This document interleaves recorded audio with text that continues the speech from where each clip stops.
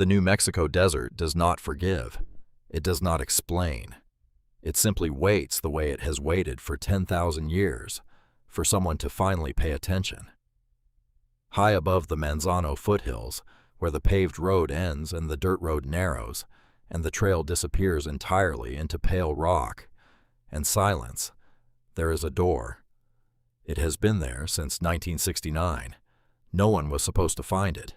Inside that door, behind a lock that has not moved in 847 days, a machine is running. It has never stopped running. It knows something the valley below does not know, something a senator has spent 2 decades making sure no one would ever find out.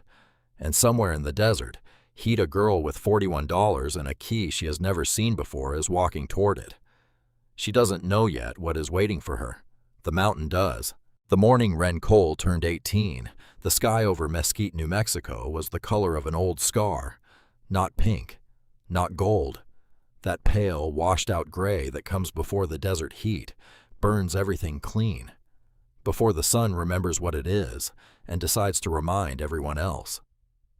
She stood at the window of her room at Holloway House and watched a hawk circle above the dry hills in the distance. Slow, wide loops, patient and unhurried, the way something moves when it has nowhere better to be. It wasn't hunting. She could tell by the way it circled. No tension in those wings, no urgency, just the movement itself, just the being there. Ren understood that feeling. She had packed the night before. Everything she owned fit inside a single backpack, the canvas kind with a fraying zipper on the front pocket that she had fixed twice with a safety pin and would probably need to fix again. 2 changes of clothes, a small bag of toiletries she had assembled over 2 years from the supply closet, a bar at a time. A paperback novel with a cracked spine she had read 4 times. Not because it was her favorite book, because it was the only book she owned. And $41. Saved over 18 months of extra kitchen shifts, and the occasional odd job for the older staff members who needed someone to carry things or move things or clean things that didn't fall under their official job descriptions. $41, 2 changes of clothes, 1 broken zippered book. That was the whole inventory of 18 years of living. She had zipped the bag closed at 10:30 the night before, set it by the door, sat on the edge of her narrow bed for a long time without moving, not crying, not thinking anything dramatic, just sitting. The way you sit when something is over and something else hasn't started yet, and the space between the two is quieter than you expected. Most of the younger kids at Holloway House thought turning 18 was the best day of your life. They talked about it the way other people talked about Christmas morning. Freedom, they said. No more curfew. No more chore rotations. No more being told when to wake up and what to eat and when the lights had to be out. They counted down on the backs of their bedroom doors with pencil marks like prisoners scratching time into stone. The marks went up fast and then slowed down as the day got closer, the way time always does when you're watching it. Ren had never counted down anything. She had watched enough kids turn 18 and walk out that front door to know the truth. Freedom and having somewhere to go were 2 completely different things. Freedom without direction was just another word for alone. And Ren had been alone for as long as she could remember, so she wasn't celebrating the official paperwork version of it. She picked up her backpack at 7 in the morning and carried it down the long hallway toward the administrative wing. The floorboards creaked under her feet, the same way they always had. The same loose board just outside room 4. The same hollow thump near the bathroom door. She had memorized every sound in this building without ever meaning to. That was what happened when a place became your whole world.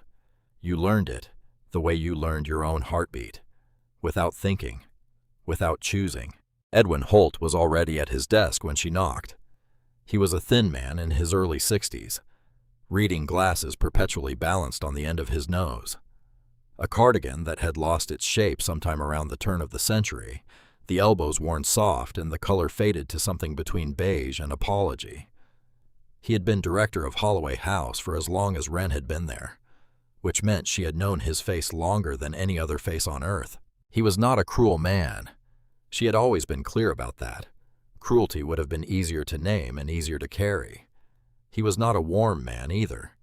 He occupied the careful middle ground of someone who had learned to manage other people's lives the way an accountant manages numbers, efficiently, without excess, without anything left over at the end of the day.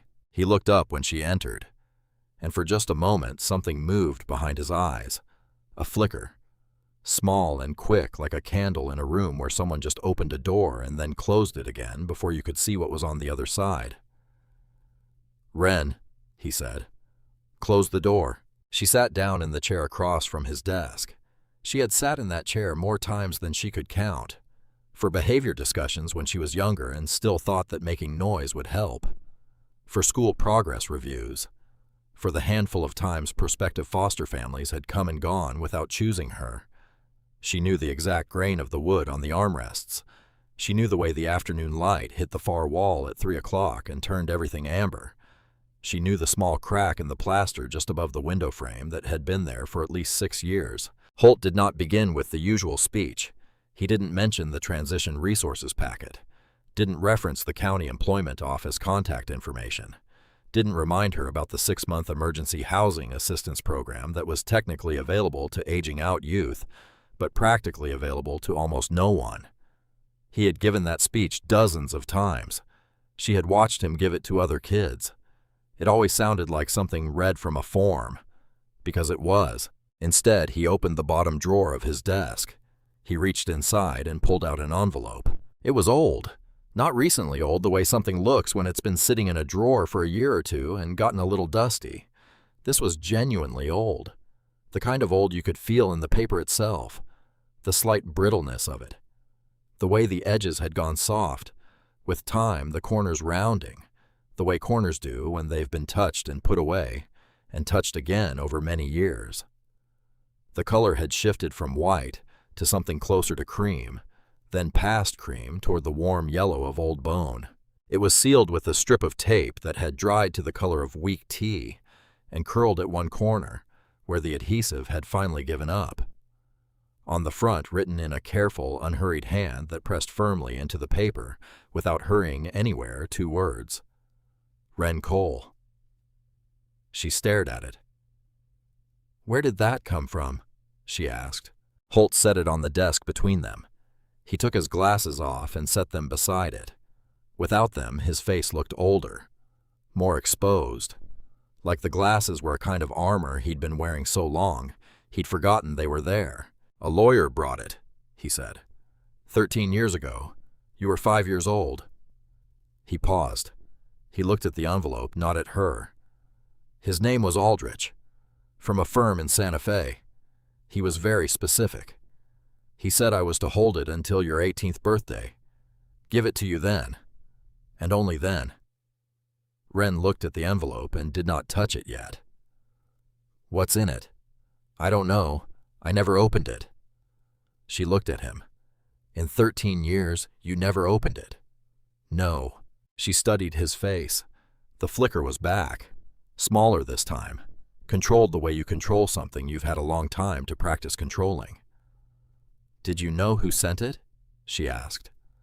Holt was quiet for a beat that lasted slightly too long. "No," he said. It wasn't a clean no. It had texture to it. Weight. The kind of no that has something pressed underneath it. She filed that away. Then she reached for the envelope. The tape gave easily when she peeled it back. 13 years of waiting, and it came apart like it had been ready the whole time. She reached inside and took out the contents, laying each one on the desk in front of her one at a time. The first was a key, heavier than she expected, made of dark iron, almost black, with a square bow and a long barrel, old-fashioned. The kind of key that belonged to a lock, built to last 100 years, not to be convenient. It sat in her palm with a weight that felt deliberate, like it was reminding her it was real, like it had been waiting to be held by the right hand and was taking a moment to confirm she was it. The second was a map, hand-drawn on paper that had aged to the color of weak tea, carefully folded into quarters. She unfolded it slowly, her hand steady.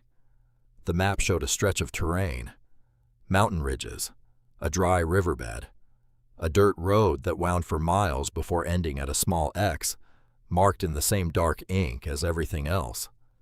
Near the X beside what appeared to be a ridgeline, a note in that same careful handwriting, "Follow the Eastern Trail. Third rock formation on the left.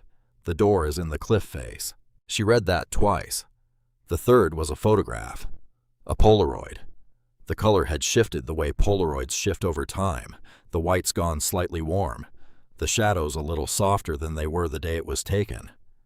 She held it carefully by the edges. In the photograph, a young woman lying in a hospital bed. She looked exhausted in the specific way of someone who has just done the hardest physical work of their life and come through it. But she was smiling, not performing a smile for the camera, not the kind of smile you arrange your face into when someone tells you to say cheese. The kind of smile that happens because something in your chest is too full to hold, and it has to go somewhere. She was holding a newborn.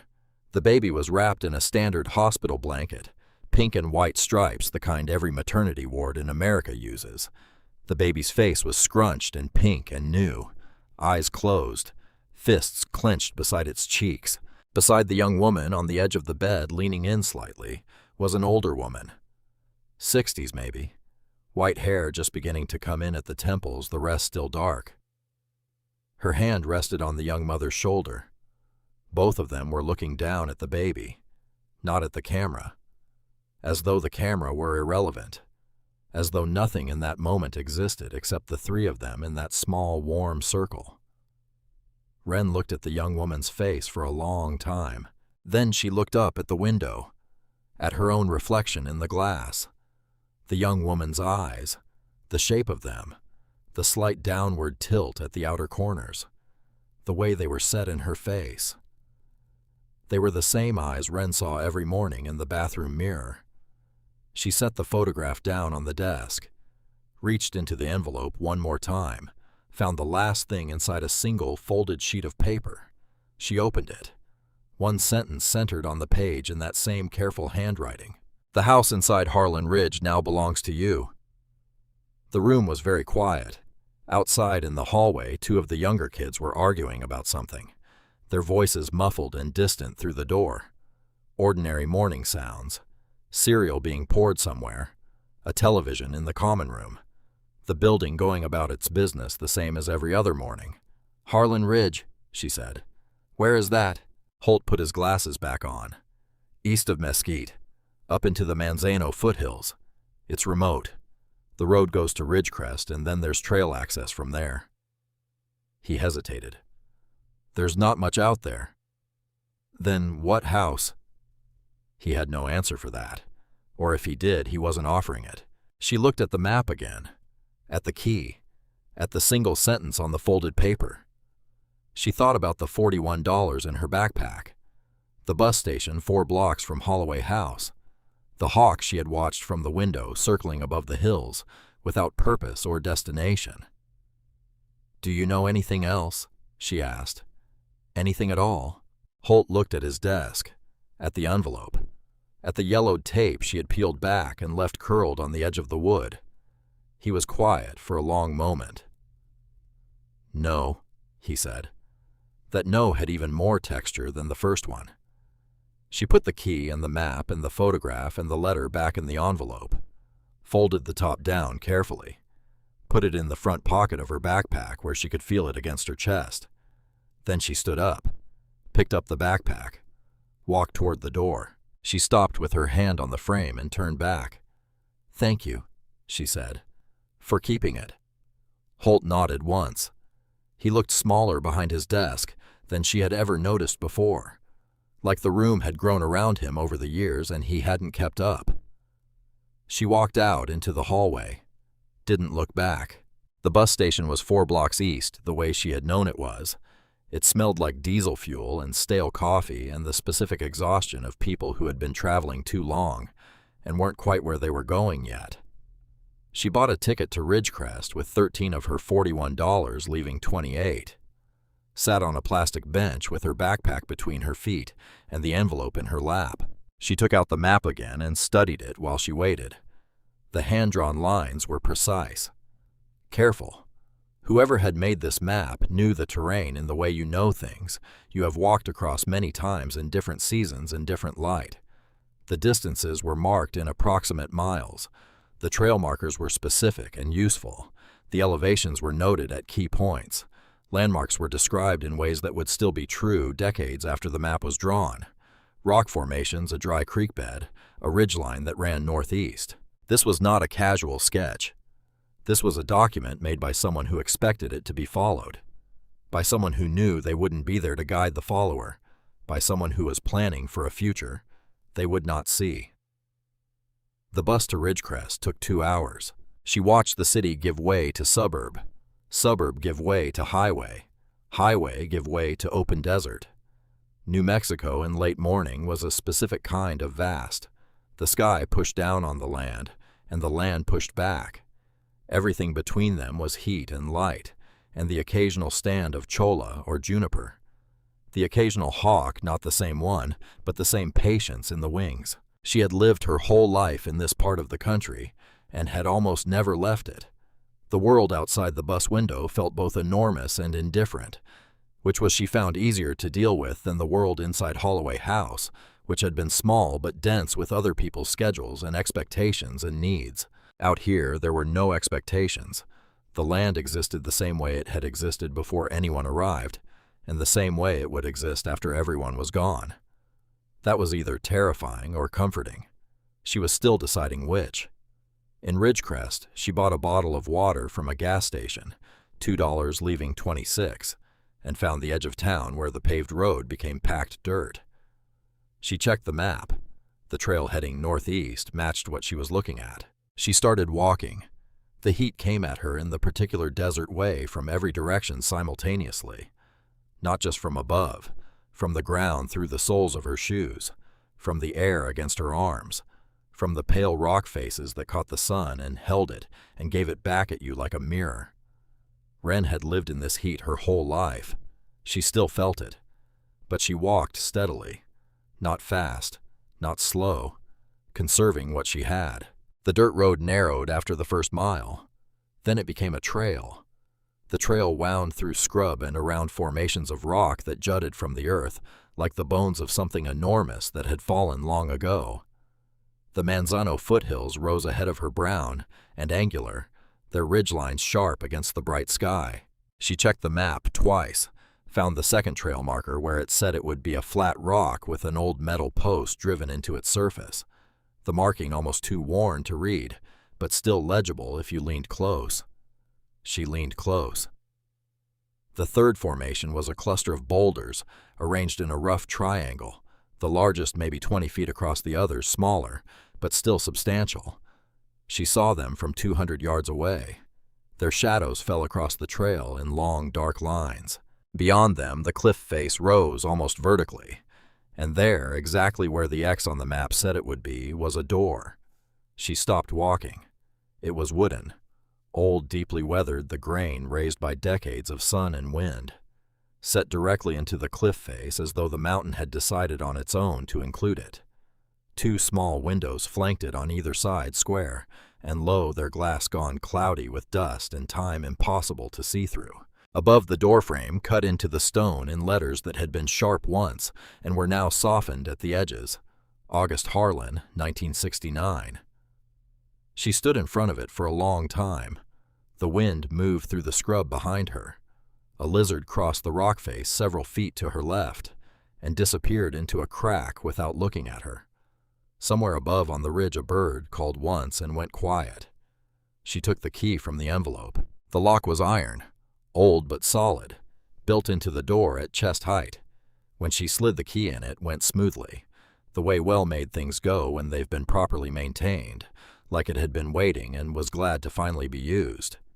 She turned it. The mechanism inside moved with more resistance than she expected, the grinding of metal parts that had been still for a long time, but had not been broken by the stillness. Then something gave. A deep, solid click that she felt in her chest before she heard it. The door swung inward. The air that came out was cool, still. It smelled of dust and stone and something else underneath those things, something mineral and faint, like water that was very far away and very deep. She stepped inside. The entrance room was small and simple. A wooden table sat in the center, one chair pushed in against it. A narrow bed was built into the far wall, its mattress covered with a canvas tarp that had been folded back on itself neatly. Shelves lined the left wall from floor to ceiling, packed tight with books, paperbacks, hardcovers, technical volumes with spines so faded the titles were barely legible in the dim light from the windows. An iron lantern hung from a hook in the ceiling. She set her backpack on the table and looked around. Everything was old. Nothing was broken. The wood of the shelves was dry but solid. The books showed no mold. The lantern still had oil in it. There was a tin of matches on the shelf beside the lantern. This was a room that had been left carefully, by someone who knew how to leave things so they would last. She lit the lantern on the second try. In the warm, amber light, the room looked different, less abandoned, more like a place someone had stepped out of recently and would step back into before long. A wooden peg near the door where a coat had once hung, a cup on the shelf that still held a pencil stub, the eraser worn flat, a small stack of paper beside it. She noticed it then. At the back of the room where she had assumed was simply a wall, an opening. Not a door. A passage cut directly into the stone, narrow enough that she would have to angle her shoulders slightly to walk through without brushing both sides. She took the lantern from its hook and walked toward it. The temperature dropped with every step into the passage. The rock on either side was smooth in some places and rough in others, bearing the marks of the tools that had cut it, the long parallel grooves of something methodical and patient. This had not been done in a weekend. This had not been done with urgency. This had been done over years by someone who had somewhere specific in mind and was willing to take the time to get there. The passage was longer than she expected. 20 feet, then 30. The stone absorbed sound so completely that her own footsteps seemed muffled, like the mountain was swallowing the noise before it could echo back to her. Then she saw the pipes. They appeared on the left wall first. Metal, old but not rusted, a dark matte finish that suggested they had been treated against corrosion, coated with something that had held up across the decades. They ran horizontally along the wall for several feet, and then curved upward into the ceiling and disappeared into the rock. More pipes appeared on the right wall, thicker ones, running in the opposite direction, descending into the floor. The pipes were connected at intervals by joints and valves. The valves had handles, flat iron handles that had been painted red at some point and had faded to the pale ghost of red over time. She kept walking. The passage opened without warning. One moment she was in a narrow corridor, barely wide enough for her shoulders. The next she was standing in a room so large the lantern light barely reached the far wall. It was a cavern, not entirely natural. The walls had been shaped, the ceiling smoothed to a rough arch. The floor was level, poured concrete, cracked in places from the decades, but fundamentally solid and flat. And filling the space, arranged with a precision that took a moment to understand, were machines. Steel tanks stood against the walls, 10-12 feet tall, connected to each other and to the pipes in the walls by a web of metal tubing that ran in every direction, methodical and dense. Gauges were mounted on the tanks at regular intervals, their faces obscured by dust, but their needles still visible. Levers jutted from pipes at key junctions labeled with small metal plates. Valves the size of steering wheels were mounted at intervals on the larger lines. In the center of the room, elevated slightly on a concrete platform, was the control station. A console 6 feet wide, its surface covered with instrumentation. Switches, gauges, manual controls, a row of indicator lights behind their clouded glass housings, and at the center of the console face a screen. Old technology. A gray rectangle roughly the size of a paperback novel set behind scratched protective glass. Wren walked toward it slowly. She set the lantern on the edge of the console and looked at it. Then she looked around the room again at the sheer scale of what had been built here, in this mountain, by one man according to the date above the door, starting in 1969. She reached out and wiped the console face with the hem of her shirt. Dust came away in a gray smear. She wiped again, then again. A nameplate appeared beneath the grime metal bolted to the console face. She leaned in and read it: Harlan Valley Groundwater Authority, Distribution control station. She straightened up. Not just one property, not just one well. A system designed to manage water distribution for an entire valley. She thought about the scale of the piping she had seen in the passage, the size of the tanks in this room, the complexity of the network that connected everything. This was infrastructure, the kind of thing that kept a region alive. And it had been sitting here inside a mountain, sealed behind a wooden door, with an iron lock for decades. Then the screen came on. It didn't announce itself with a sound, didn't flash or alert.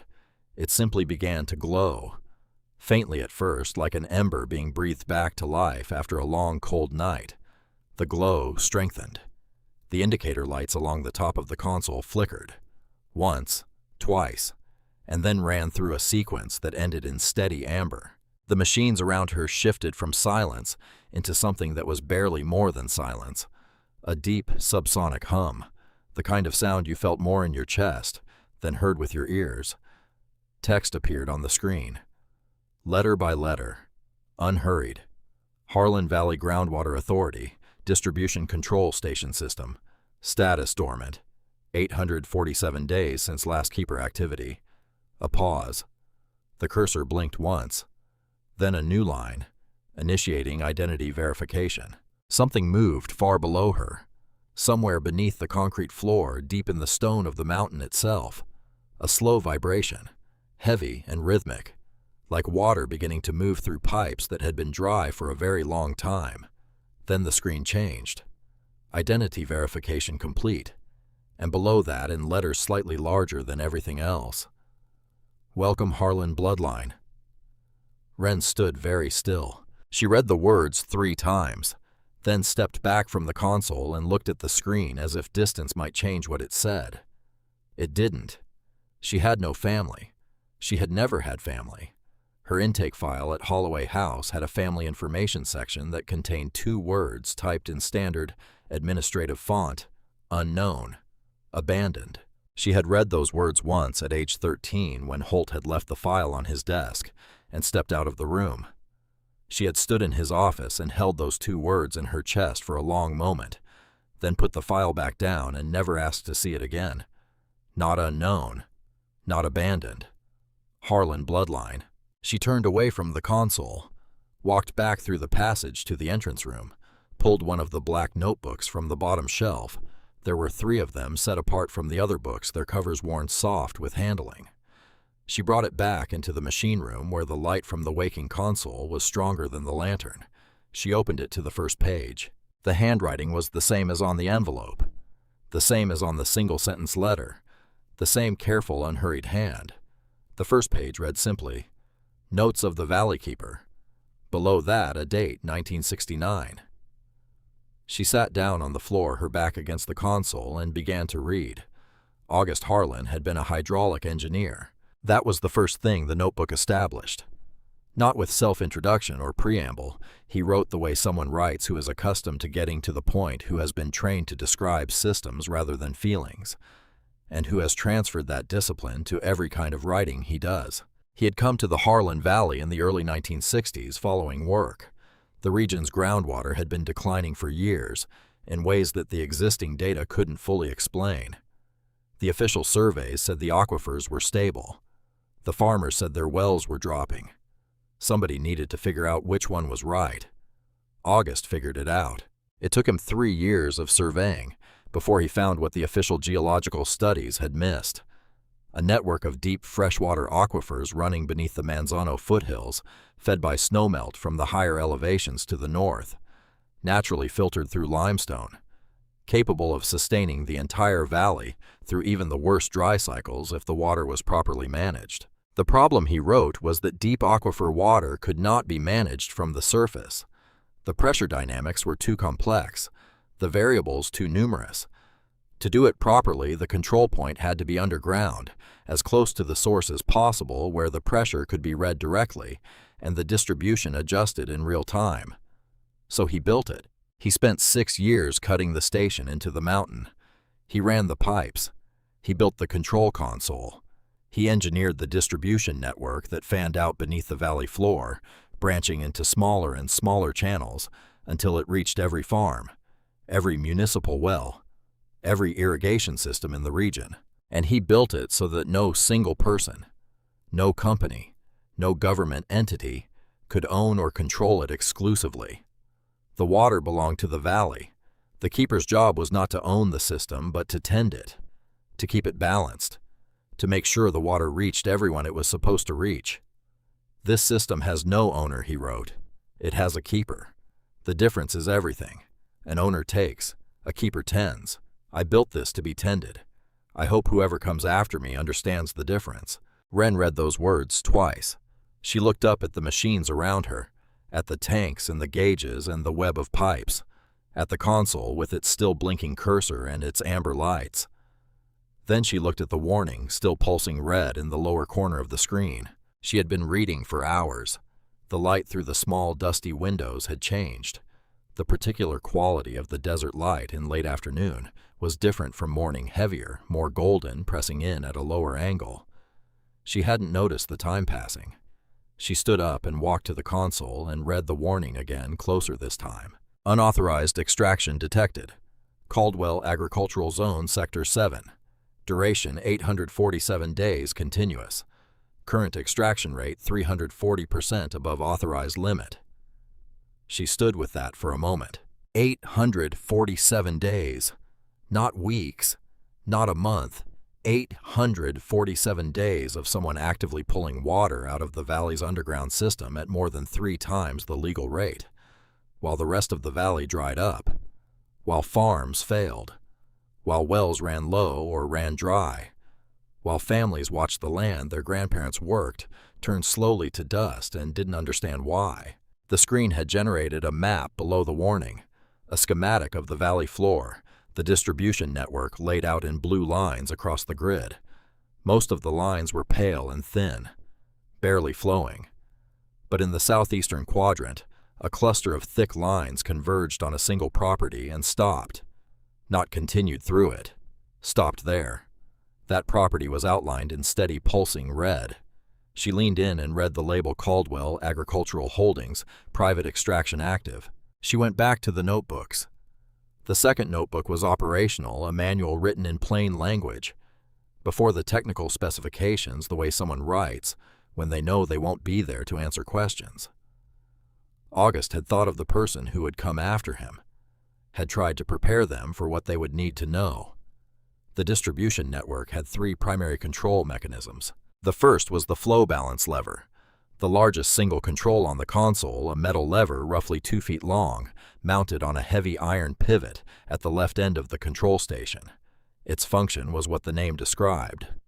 When the valley's water distribution fell out of balance, when one area was drawing more than its share, while others went dry, the keeper pulled the lever.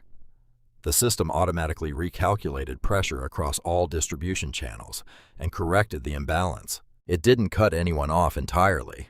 It redistributed. It was designed to be fair in the way only a machine can be fair, without favor, without argument, without the capacity to be bribed or threatened or reasoned with. August had written a note beside the description, underlined it. This lever does not punish. It corrects. Remember the difference. The second mechanism was the pressure monitoring system, which gave the keeper a real-time picture of water pressure throughout the network. She walked along the console face and looked at each gauge. Low, low, critical, low.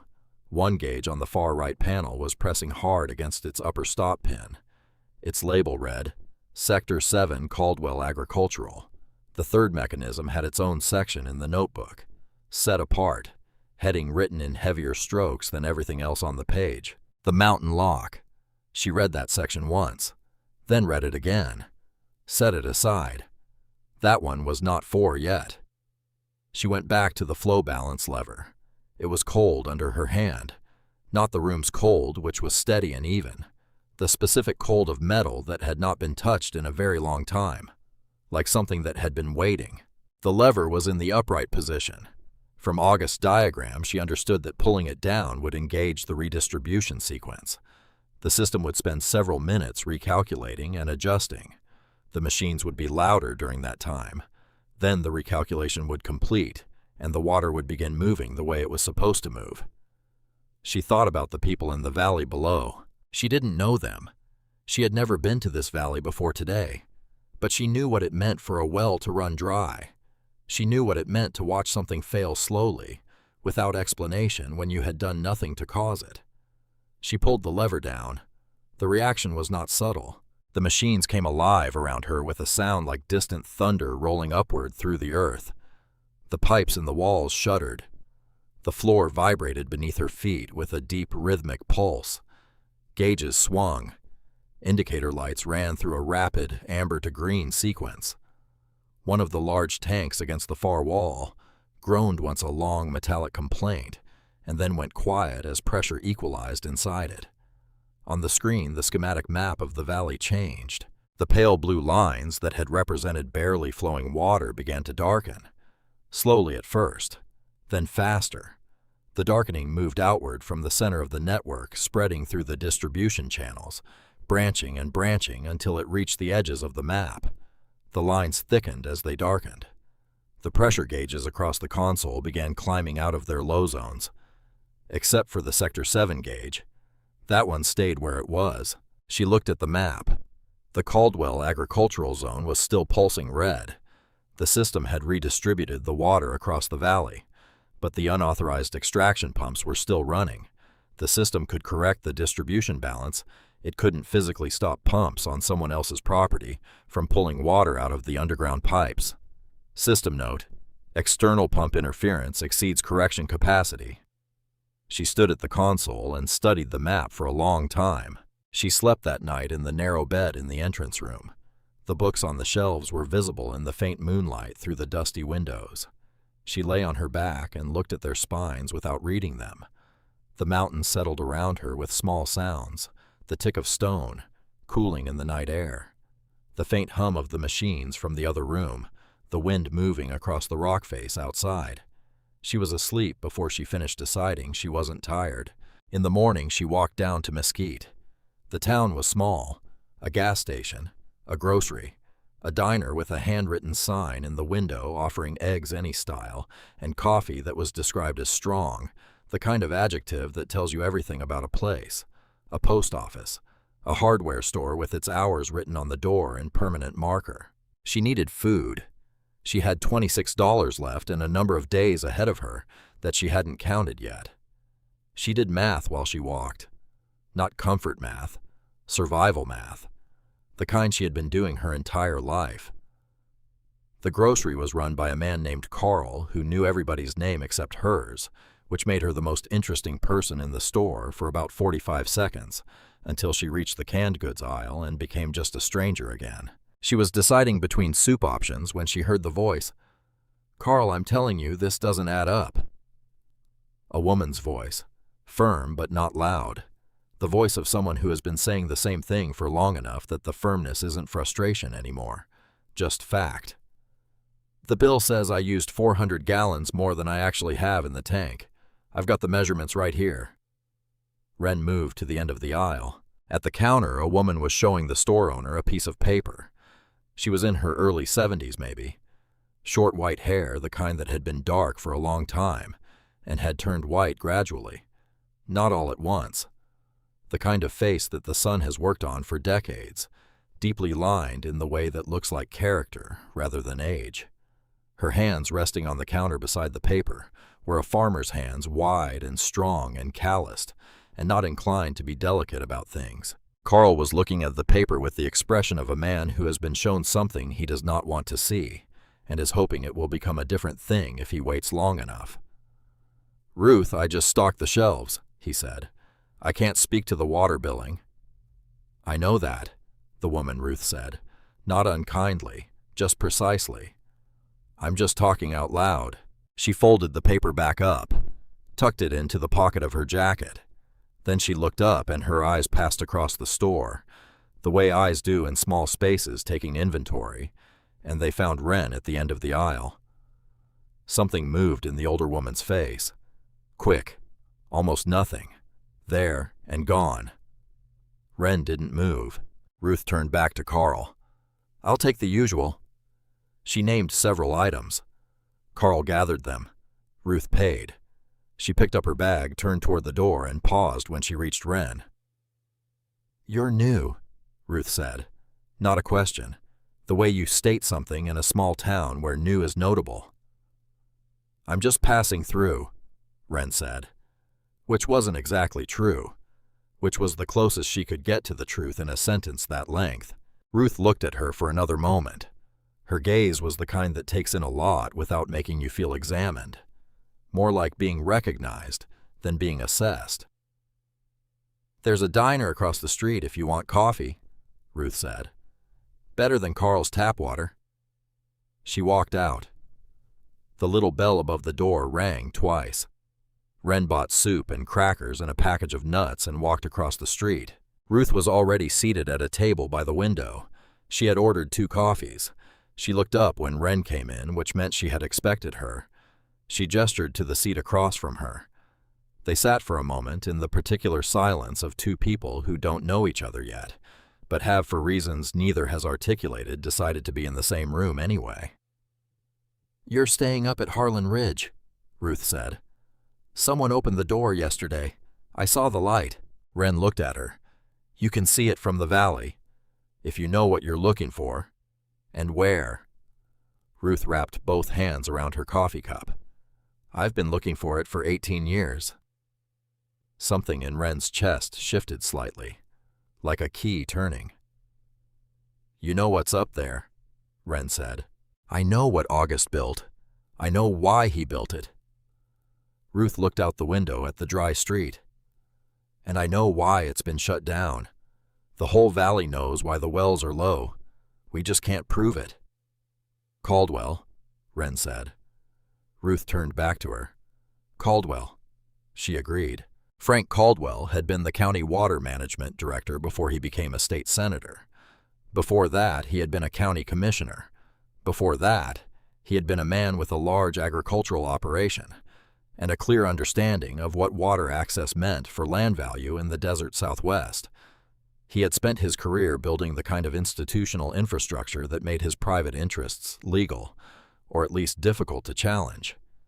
He had signed his own extraction permits. He had written the regulations his operations were measured against. He had appointed the review board members who verified his compliance. It wasn't that he had broken the rules. He had arranged the rules so they couldn't be broken by him. "August documented it for years," Ruth said. "He had notebooks full. He tried to get the documentation to the state attorney general's office in 2003, hand-delivered. What happened? Caldwell had a friend in that office." Ruth said it flatly. The way you say something you have said many times long past the point where it surprises you. "The documentation disappeared. August came back here, started building the backup." "The hard drive," Wren said. Ruth looked at her carefully. "You found it?" "Not yet. He described it in the 3rd notebook. I haven't finished reading." Ruth nodded. She drank her coffee. Outside, a pickup truck drove slowly down the main street and turned out of sight. "Your mother tried," Ruth said quietly. "After August got too old to fight it himself, she filed a lawsuit, hired a lawyer with money she didn't really have, took it to the Superior Court right here in the county." She paused. "Caldwell had friends in the court too. Case was dismissed. Insufficient evidence, they said." "And then she died." Ruth's hands tightened around the cup, just slightly. 3 months after the dismissal, January 2008. They called it an accident. Road conditions. Nobody else involved. The diner was quiet around them. The cook in the back was moving something around on a grill. A fly hit the window twice and then stopped. "You knew her," Wren said. It wasn't quite a question. "I knew her," Ruth said, and then nothing else for a moment. Just the weight of those 3 words, which turned out to be enough. They sat together until the coffees were gone. Then Ruth paid before Wren could reach for her wallet, which was not really a wallet, but a folded piece of paper holding her remaining money. "Come back up if you need anything," Ruth said and left. Wren walked back up the trail with her groceries. She was halfway through the 3rd notebook when she heard the vehicle, not from the east approach where she had come from the north road, the one that connected to the county highway. She heard it before she saw it, the particular crunch of a vehicle moving at purpose over unprepared terrain. She went to the console room. The old security cameras August had built into the rock face outside were still functional. She had discovered their resolution. Poor their frames, slow but operational. The screen showed the north camera feed a white county sheriff's cruiser moving up the access road at a pace that was not casual. Behind it, further back, a dark pickup truck. No markings. She had perhaps 5 minutes. She thought quickly. She went to the entrance room. She put 2 of the notebooks back on the shelf exactly where she had found them. The third notebook, the one with the personal entries, the one with August's last pages, she put in her backpack. Then she went back to the machine room and looked at the console. The screen showed the north camera. The cruiser had stopped at the base of the final approach trail. A door was opening. A man in a county sheriff's uniform was stepping out. She looked around the machine room. The right wall, she hadn't examined it closely. Mostly rock. Some pipes along the lower half. Junction boxes above them. But in the far right corner, almost invisible, unless you were specifically looking, was another opening. Narrower than the passage she had come through. Lower. More like a maintenance access than an intended corridor. She went through it with the lantern. 8 feet, maybe 10. It opened into a room half the size of the machine room. The character was completely different. Filing cabinets lined 2 walls. 4 of them old metal paint worn off in patches. A wooden desk along the third wall covered with document trays, the kind used in offices for sorting papers, the plastic ones that stack. The trays held papers still, folders, document boxes on shelves above the desk labeled in August's handwriting with dates and categories, and on the desk between the document trays, connected by a short cable to a small power supply box drawing from the mountain's electrical circuit, was a device roughly the size of a cigarette pack, a small external hard drive, its activity light blinking steady green. She stood and looked at it. Then she heard the front door. Not a knock. The sound of someone trying the handle. Then a knock official and firm. The knock of someone with legal backing. "This is the Doyle County Sheriff's Department." A male voice, middle-aged, the practiced authority of someone accustomed to being obeyed. Muffled by the stone and distance, but clear enough. "We have a court-issued warrant to inspect this property. Anyone inside needs to open this door immediately." She looked at the hard drive. She looked at the filing cabinets. 3 minutes before they came through, she went to the nearest cabinet and opened the top drawer. Packed with folders tabbed with dates, she pulled one. Data sheets measurements, pressure readings from the distribution network going back decades. Rows of numbers in August's handwriting. She pulled another. More data. Flow calculations. Comparison charts. She opened the second drawer. Different material. Not data sheets. Documents. Photocopied pages, correspondence letterhead. State of New Mexico on several sheets. She heard the front door open. They had tried the handle and found it unlocked. She pulled the entire contents of the second drawer out. Set it on the desk beside the hard drive. Too much to carry. Too much to read in the time she had. She looked at the hard drive. She disconnected it. It came free easily, the connector releasing with a small click. She held it for a moment, this flat rectangle that August had spent years filling with the evidence he had built his final years around. She put it in the front pocket of her backpack. Then she kept looking. Because she had 30 more seconds and she was going to use them. She found it in the third drawer of the second cabinet. A single manila folder, thicker than the others, held closed with a rubber band that snapped when she touched it, dried to brittleness by years. The label on the tab was not a date or a category. It was a name. Miriam Harlan Legal Documents. Footsteps in the machine room now. She could hear them through the passage. Then a voice said something she couldn't make out. A different voice replied lower. 2 people moving toward the back of the machine room. She opened the folder. The first document was a legal filing. At the top, in bold type, Miriam Ann Harlan Plaintiff versus State of New Mexico, Department of Water Resources, and Frank Caldwell in his official capacity as director defendants. Superior Court of New Mexico, Doyle County, filed March 14, 2007. She scanned quickly.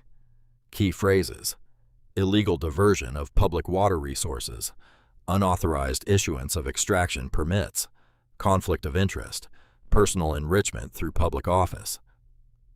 The language was formal and precise. It laid out exactly what August had documented in his notebooks. She kept turning pages. Behind the original filing motions, responses a hearing notice, and near the back a single page with a date stamp. October 2007. Motion to dismiss granted. She turned the next page. A newspaper clipping photocopied. Small article. Bottom of a local section. The headline: Local woman killed in highway accident. Date: January 2008. Ruth Eleanor. The name in the article was Miriam Ann Harlan, 27, of Doyle County, killed when her vehicle left State Route 47 during a nighttime drive. Attributed to road conditions. No other vehicles involved. Funeral arrangements private. 27 years old.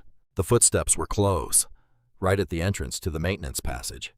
She pushed the Miriam folder into her backpack, zipped it closed, straightened up. The beam of a flashlight swept through the narrow opening. A figure ducked through and stood in the doorway. Large man, mid-50s, olive-drab sheriff's uniform, silver star, wide-brimmed hat pushed back slightly on his head. He had a jaw like something quarried from the mountain itself, and eyes that moved across the room in one sweep, taking inventory the way a trained man takes inventory. He was not the type to be surprised. But there was a half-second pause when he saw her standing there. In that half-second, something moved behind those eyes. Not surprise, something closer to recognition, or something he'd been told to expect. He recovered immediately. "Step away from the desk," he said. Practiced authority, easy in the way of someone who had used it a very long time. She stepped away from the desk. "I'm Sheriff Marcus Doyle," he said. "Doyle County." He looked around the records room, at the filing cabinets, the document trays, the shelves. "You are trespassing on property under state jurisdiction." "This property was left to me," she said. "That's a claim we'll need to verify." He produced a folded document. "I have a court-issued warrant to inspect this facility. That warrant also covers seizure of any materials related to state water management infrastructure." He paused. "Including documents." She looked at the warrant, then at the filing cabinets, then at him. "Those are private records. This is a private." "This structure sits on land under the jurisdiction of the New Mexico Water Management Authority," Doyle said. "The infrastructure inside it is classified as public utility property under state statute." He put the warrant back in his breast pocket, with the calm of someone who has anticipated every objection in this conversation and prepared for each one, which means the records stored in the structure are state property. She understood then with cold clarity what she was dealing with. He had a warrant. The warrant cited a specific statute. The statute had been written or amended or interpreted by someone who had anticipated exactly this situation and structured the legal framework to foreclose exactly this challenge. She looked at him. "How long have you been working for him?" she asked. Something tightened in his jaw. Not guilt. The controlled response of someone who has been asked a pointed question and decided to treat it as not worth acknowledging. "My deputy is going to come in now and box up the contents of these cabinets," he said. "You are going to stand by that wall and not interfere." She moved to the wall. The second man came through the passage. Younger, late 20s. An uncertain manner, the way someone looks when they're still figuring out when to speak and when to stay quiet. He carried flat cardboard boxes and assembled them on the desk with mechanical efficiency. Then he began pulling folders from the cabinets drawer by drawer, placing them in boxes with methodical speed. Not reading, just executing. She watched 3 boxes fill before the cabinets were empty. Watched the document trays get cleared. The boxes on the shelves come down. The flat files get stacked. When the room was empty, Doyle stood in the doorway and looked at her. "If you're found on these premises again," he said, "I'll charge you with interfering with state infrastructure." He paused. "I'd suggest you find somewhere else to be." "Where am I supposed to go?" "That," Doyle said, "is not my concern." He left. She listened to the footsteps move away through the passage, through the machine room, down the hall, out through the entrance room. The front door opened, closed. Engines started up outside, moved away, grew faint, grew silent. She waited. Then she walked through the passage back into the machine room. The console was still running. The screen still showed the distribution map with its newly darkened blue lines spreading through the valley network. The flow balance lever was still in the down position where she had left it. The machines hummed their deep, even hum.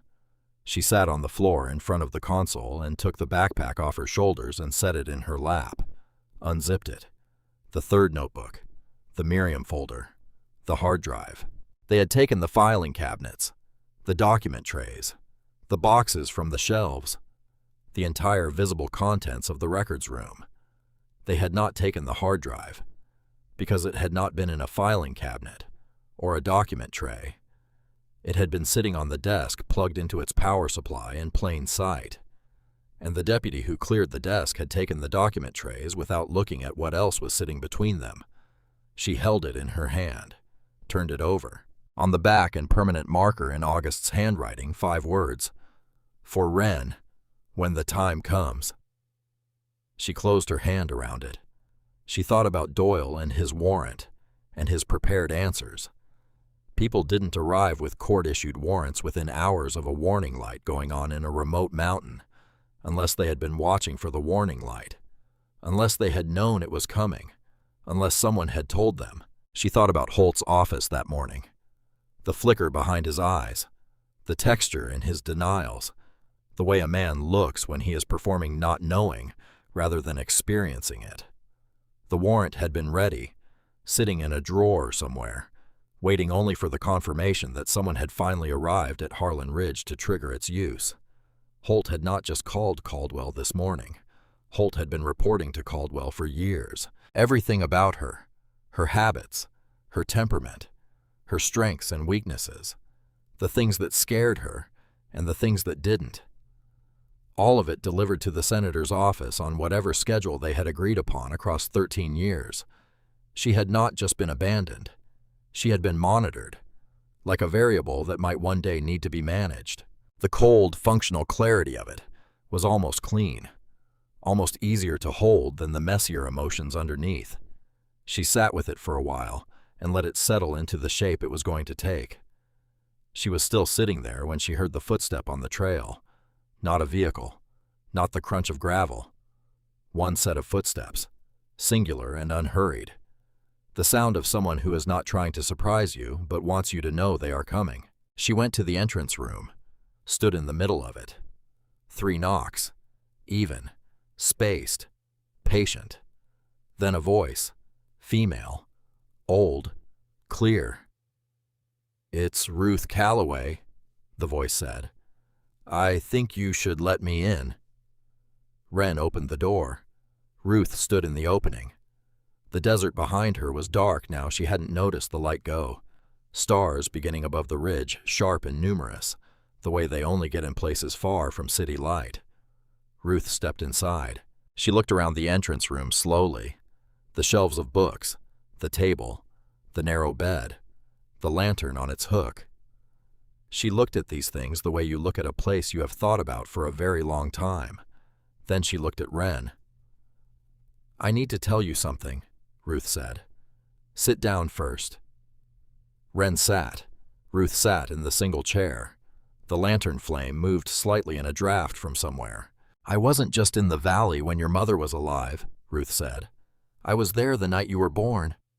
She paused. "Miriam went into labor earlier than expected. She was alone. The nearest hospital was 40 miles. She called me because she didn't have anyone else to call." Ruth's hands resting on her knees were very still. "I drove her to the county hospital in Ridgecrest. I was in the room. I was there for all of it." Wren did not speak. After you were born, Ruth continued, Miriam held you, and then August came. He had driven from here. He was already in his 70s. He shouldn't have been driving that far at night. But he came. She paused.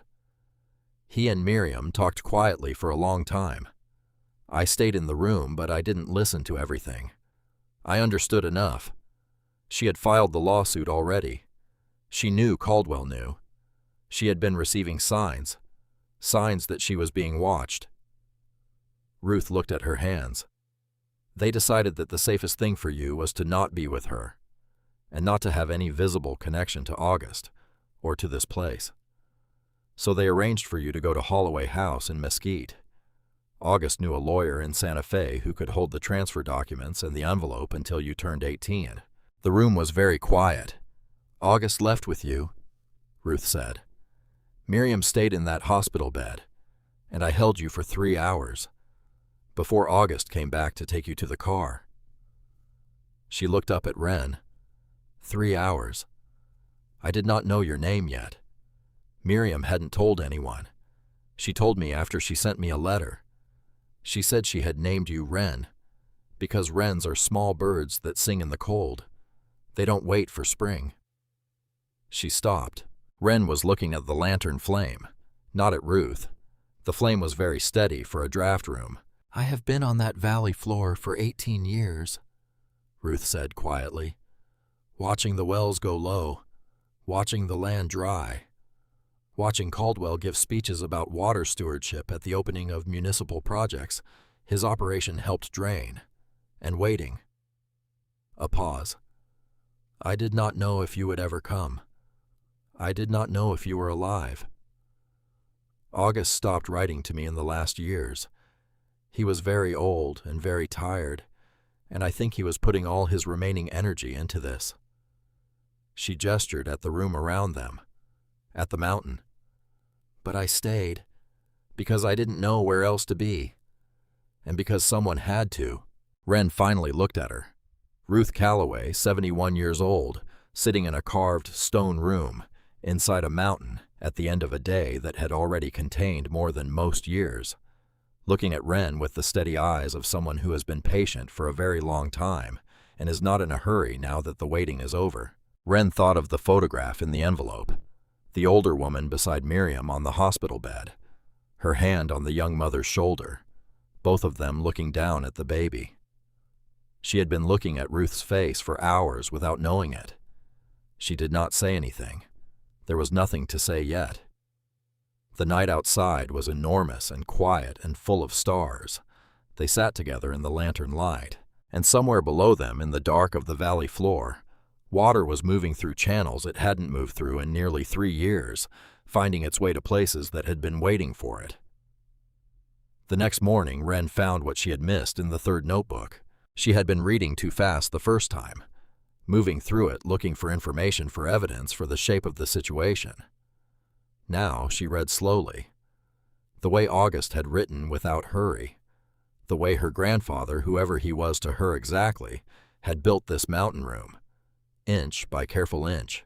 The section on the hard drive was near the back of the notebook. August had written it in his clearest handwriting, which suggested he had written it with the deliberate intention of being understood. The hard drive was not simply an archive. It had a secondary function, a transmission protocol. When connected to the control console's input port, the drive would authenticate against the bloodline verification the console had already performed. Then it would begin transmitting automatically. The recipients had been encoded into the drive at the time of programming, not in the console, which meant they couldn't be changed or erased by anyone who accessed the console itself. The transmission, once begun, could not be stopped by disconnecting the drive. It would continue through the mountain's hardwired communication uplink, a line August had run through the pipes and cables during the years of construction, connecting to a relay station on the ridge above. I have given careful thought to who should receive this, August wrote. Not just anyone with power, not the nearest authority which is controlled by the man who created the problem.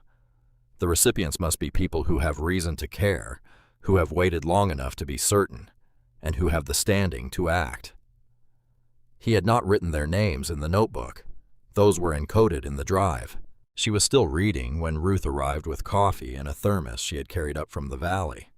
They sat at the table in the entrance room and drank it while the morning light came through the dusty windows and Wren explained what the drive would do. Ruth listened without interrupting. When Wren finished, Ruth looked at the thermos in her hands for a moment. "August was very thorough," she said.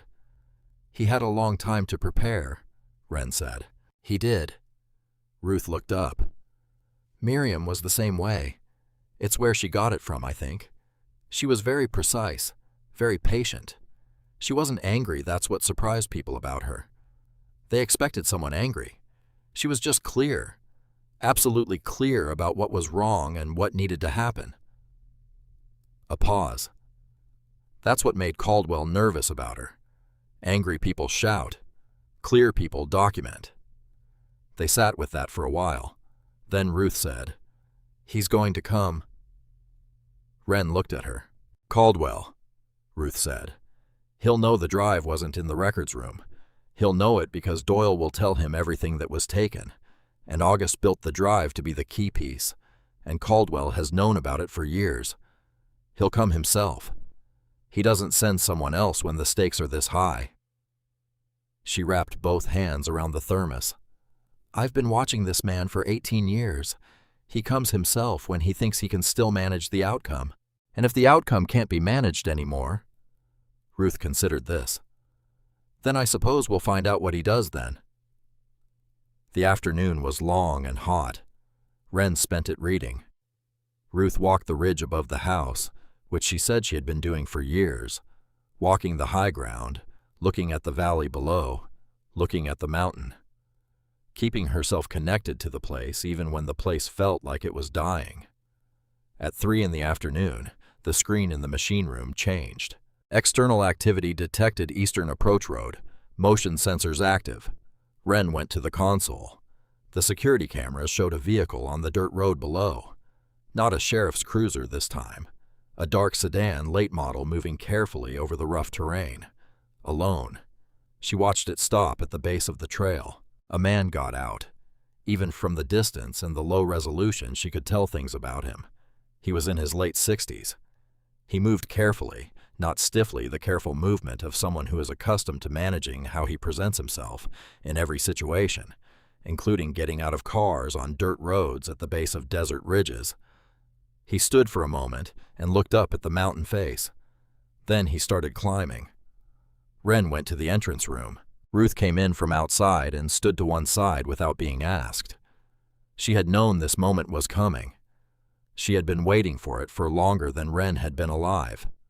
3 knocks. Even. Measured. Spaced. Not the hammer of official business. Not the urgency of someone afraid.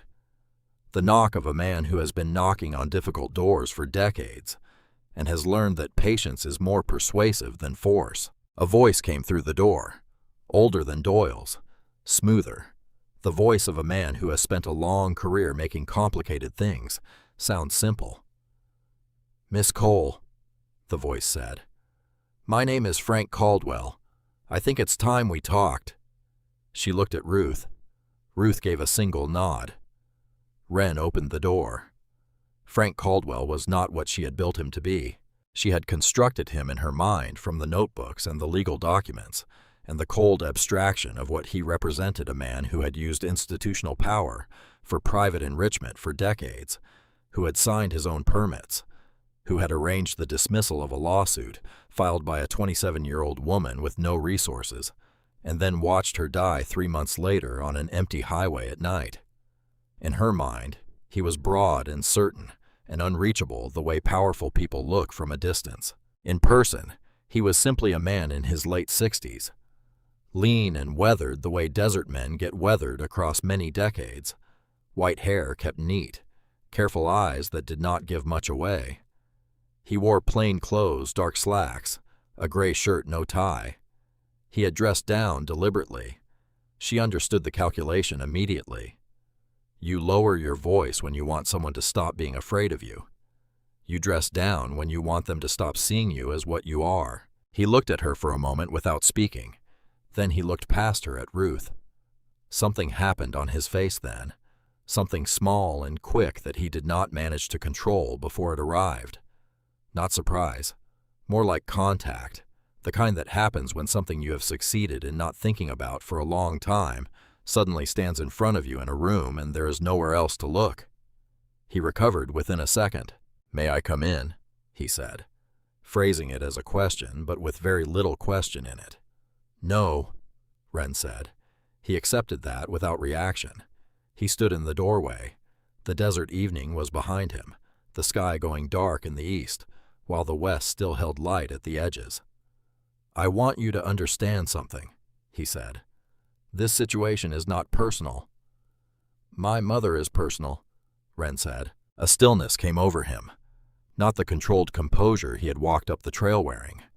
Something that went deeper, a settling, the way a building settles when something in its foundation shifts. "Your mother," he said. "My mother." He looked at her steadily. "I didn't order what happened to Ruth to Miriam." The correction was immediate and precise. "I want to be clear about that." "Then what happened to her?" "A bad road," he said. "A bad night. I understand you don't believe that. I understand why. But I'm telling you what I know."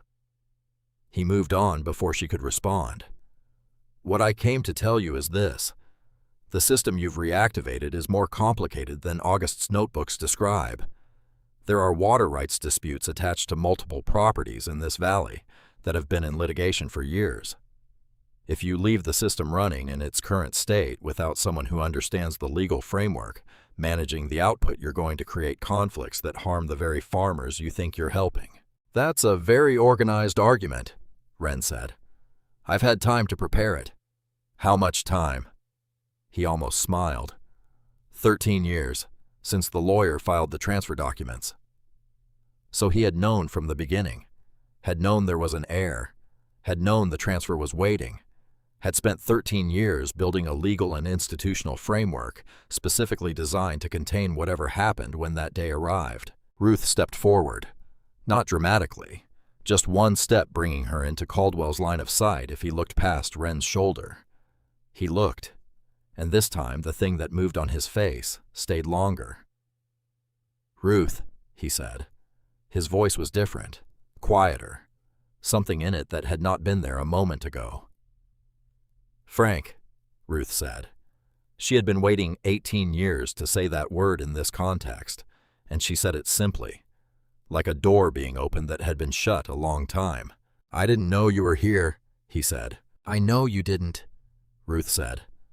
"You stopped looking for me a long time ago, after you decided I didn't matter to your plans." She was not angry. Her voice was level the way it was at the grocery counter, the way it was in the diner over coffee. Precise, clear, the thing that made nervous people more nervous than anger would have. "I've been on that valley floor for 71 years, Frank. I was born there. My parents farmed that land. My grandparents farmed that land before them. You know that. You came to dinner at our table in 1987 when you were running for county commissioner and you told my mother her vote mattered." Caldwell was very still. "My mother voted for you," Ruth said. 3 times.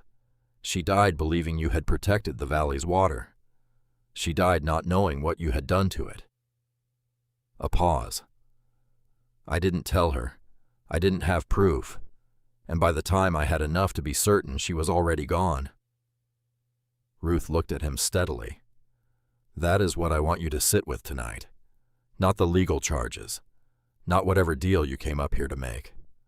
My mother died grateful to you." The silence that followed was not empty. It was very full. Caldwell looked at the ground for a moment, then at the mountain wall, then at Ruth. "What do you want?" he said. Not the strategic question, something simpler. The question of a man who has run out of moves and is trying to understand the territory. "What I want doesn't matter," Ruth said. "It never did. That was always your error, thinking that what the people in that valley wanted or didn't want had any bearing on what you did." She stepped back. "Talk to Ren. She's the one who has August's drive." Caldwell turned back to Wren. He named a number. It was a large number, the kind of number that would solve every material problem she had, and several she hadn't thought of yet. Enough for college, enough to build something, enough to not have to run survival math in her head every time she needed to buy food. She let it exist in the air between them. "In exchange for what?" she said. "You sign over management authority to the New Mexico Agricultural Water Cooperative, an entity I oversee. You retain nominal title. You walk away. You don't come back here. You don't discuss what you found here or what you think you know about the valley's water system." He said it evenly. No pressure, just a recitation of terms by a man who believes the terms will be accepted. "And the farmers," she said, "the families whose wells have been running dry for 847 days, while your operation ran at 340%, the cooperative will ensure equitable distribution, the way it has for the last 847 days. He did not answer that. "That's what I thought," Wren said. "I need a few minutes." Caldwell nodded. "Of course." He gestured toward the trail. "I'll wait outside." She closed the door. She did not lock it. Locking it would signal something she didn't want to signal yet. She walked quickly through the hallway into the machine room. Ruth followed. At the console, Wren found what she was looking for on the right side of the panel, a data port, a physical connection interface, small and square, labeled in August's notation system with a symbol she had decoded from the manual input external drive. She took the hard drive from her backpack. She held it for a moment. August's handwriting on the back. "For Wren, when the time comes." She looked at Ruth. "Once it starts, it can't be stopped," Wren said, "even by disconnecting the drive." "I know," Ruth said. She had been standing quietly beside the console while Wren checked the port. Now she looked at Wren directly. "I've been waiting 18 years for this to be possible. I am not going to suggest you wait any longer." Wren connected the drive. The console registered it immediately. A new window opened in the lower half of the screen, while the distribution map remained in the upper half. External drive detected. Authenticating. A pause of several seconds. Authentication confirmed. Harlan bloodline verified. Archive contents 23,847 individual records. Date range 1969 to 2008. Transmission protocol active. Recipient list encoded. Initiating transmission. A progress bar appeared below the text. It began moving. Slowly. 1%. 2. Wren looked at the door behind her, then at the window on the screen. "He's going to come back in," she said. "Yes," Ruth agreed. "Before the transmission finishes." "Probably. That's all right." 3%. 4. Ruth walked to the far side of the console and stood with her back against the tank wall, arms at her sides watching the screen. Wren stood at the front. The door opened. Caldwell had not waited. She had not expected him to. He was a man who had learned precisely when patience served him, and when it was a concession he couldn't afford. He had listened to something in her voice when she said she needed a few minutes, and decided that waiting was not in his interest. He stood at the entrance to the machine room. He looked at the console. He saw the transmission window. He saw the progress bar. He saw the words, "Archive contents, 23,847 individual records." He saw Ruth standing against the far wall, and his face changed in a way it had not changed through the entire preceding conversation. Not panic. Boyd Garland. Frank Caldwell was not a man who panicked, but the careful distance was gone. The measured quality that had made him feel unreachable was gone. What remained was something older and more exposed. He looked at the drive connected to the console. He crossed the room in 4 strides. He reached toward it. "Don't," Wren said. He stopped. His hand was 6 inches from the drive. If you disconnect it after the transmission starts, the protocol continues, she said. August built it that way. Disconnecting it won't stop anything. It'll just mean I can't see the progress. Caldwell stood with his hand in the air. She watched the information reach him, move through him, find the part of him that did the real calculating beneath the smooth surface he showed the world. She watched him understand that the move he was about to make would accomplish nothing. He lowered his hand. He looked at the screen. 8%, 9. Where is it going? He said. I don't know the specific recipients, she said. August encoded them into the drive. I didn't program it. He turned and looked at her. The careful eyes were different now, not panicked. But the distance was gone from them entirely, and what replaced it was something that looked almost like recognition. The look of a man who has just recalibrated his understanding of a situation from the ground up. You knew about the transmission function the entire time, he said. I knew what the drive did, she said. I didn't know the recipients until now, but you knew enough. I knew enough. 12%. 13. The machines hummed. The pipes in the walls moved with the deep, unhurried pulse of water finding its level throughout the network below. Somewhere under the mountain floor, August's distribution system was doing exactly what it had been built to do. Caldwell looked at the screen for a long time. Then he did something she had not anticipated. He sat down on the concrete floor. He sat down slowly, the way a man sits when he has decided that standing no longer serves any purpose. He put his hands on his knees and looked at the console screen. And for the first time since she had opened the door to him, he looked like what he was. A man in his late 60s at the end of something very long. Your grandfather tried this, he said quietly. Not with a drive. He tried to get the records to the state attorney general's office directly. Hand-delivered. 2003. You had a friend in that office, Wren said. I had a friend in that office, he agreed. And Miriam filed the lawsuit. And I had friends in the court. He stopped. I didn't want what happened to her to happen. He said it to the floor, not to either of them, like a statement addressed to the past rather than the present. I want you to believe that, for whatever it's worth. It's not worth very much, Wren said. He accepted that without argument. Ruth spoke from her side of the room. She had been quiet since Caldwell came back through the door, and when she spoke her voice was very even. You had a girl who worked in your office, Ruth said. Young, smart. She cared about water rights the way people who grew up in drought country care about water rights, which is to say the way people who need something to live care about it. She found out what you were doing. She didn't go to the press. She didn't go to the attorney general. She came to you. Ruth paused. She came to you and asked why. Because she had worked for you and she had trusted you, and she thought that meant something, that there would be an explanation. Caldwell was looking at the floor. She asked you why, Ruth said, and you answered her with lawyers, and then you answered her with something else on a highway in January, and now you're sitting on a concrete floor in a mountain that August Harlan built because he believed the valley's water belonged to the valley. And you're watching the evidence of everything you did go out to people who are going to make sure it doesn't stay buried. She stopped. The room was very quiet, except for the machines. 22%, 23. Caldwell was still looking at the floor.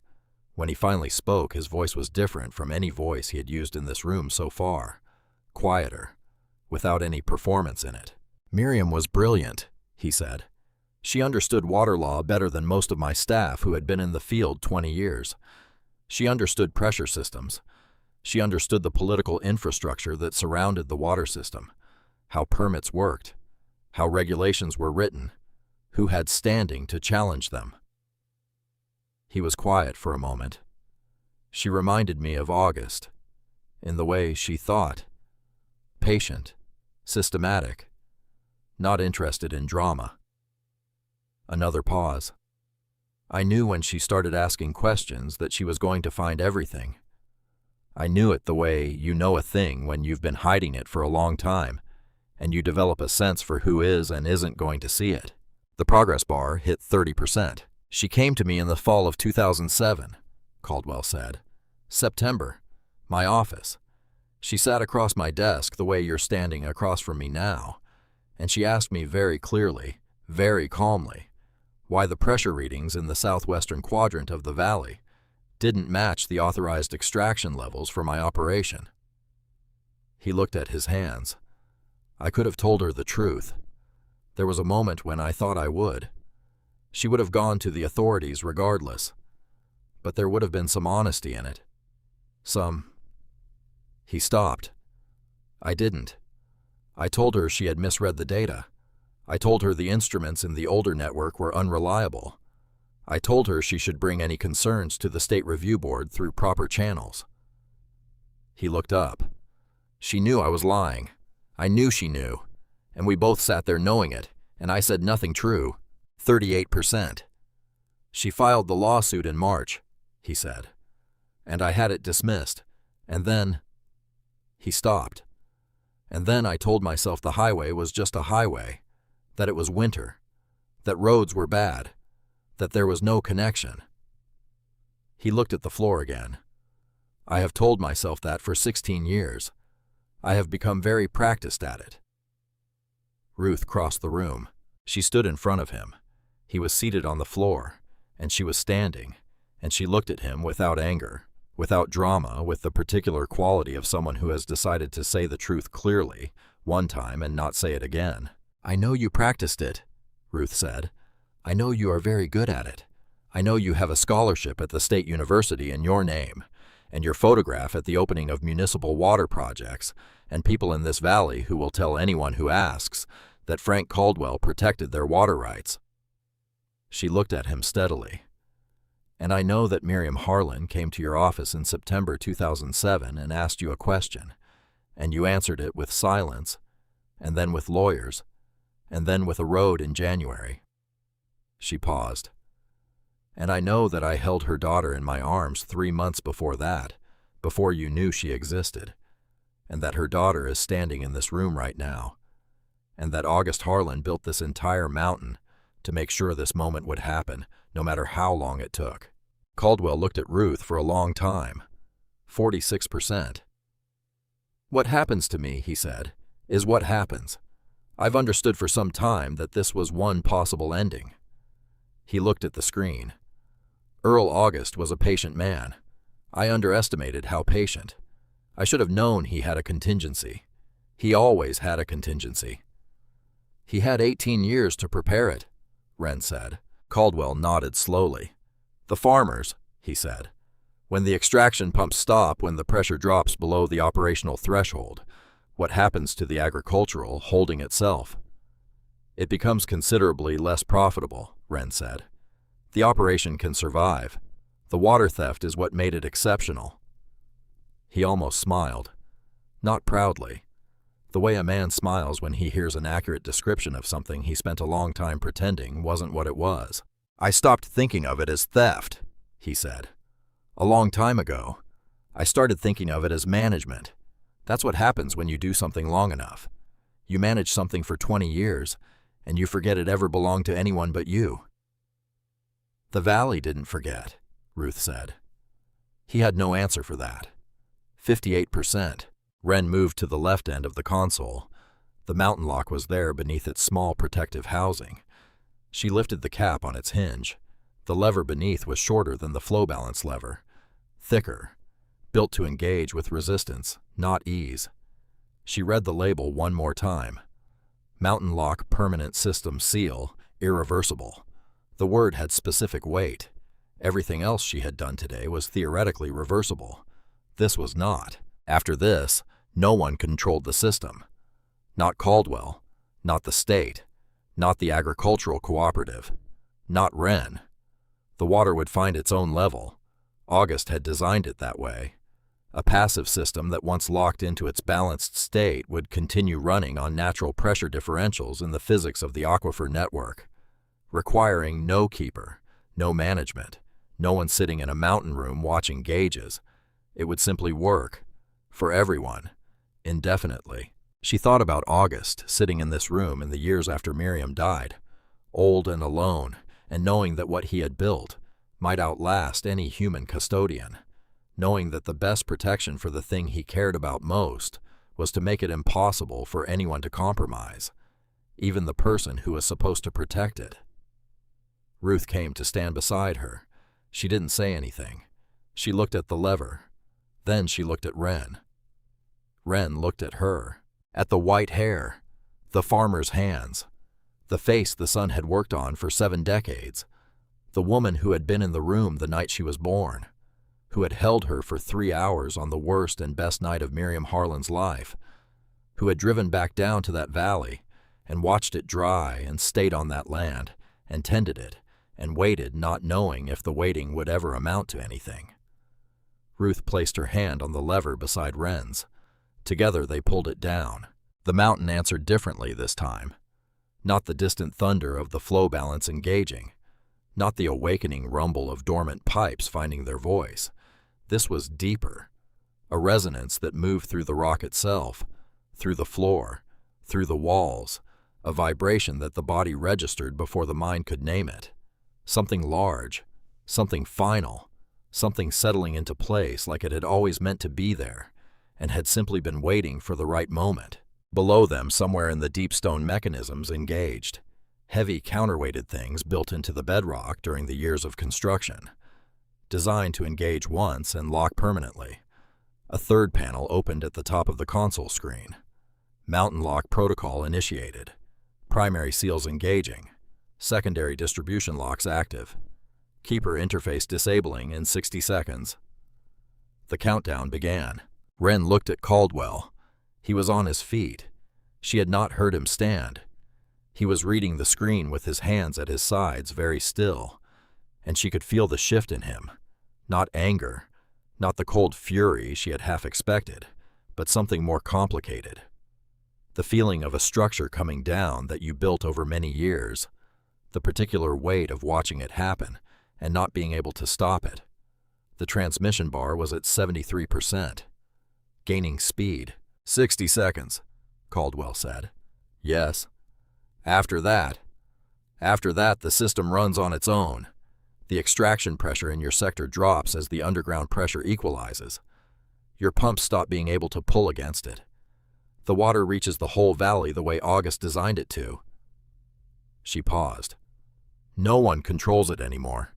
Not you, not me, not the state. It just works. He was quiet. At 30 seconds, something happened to his posture. A small thing. A release of something he had been holding for a very long time.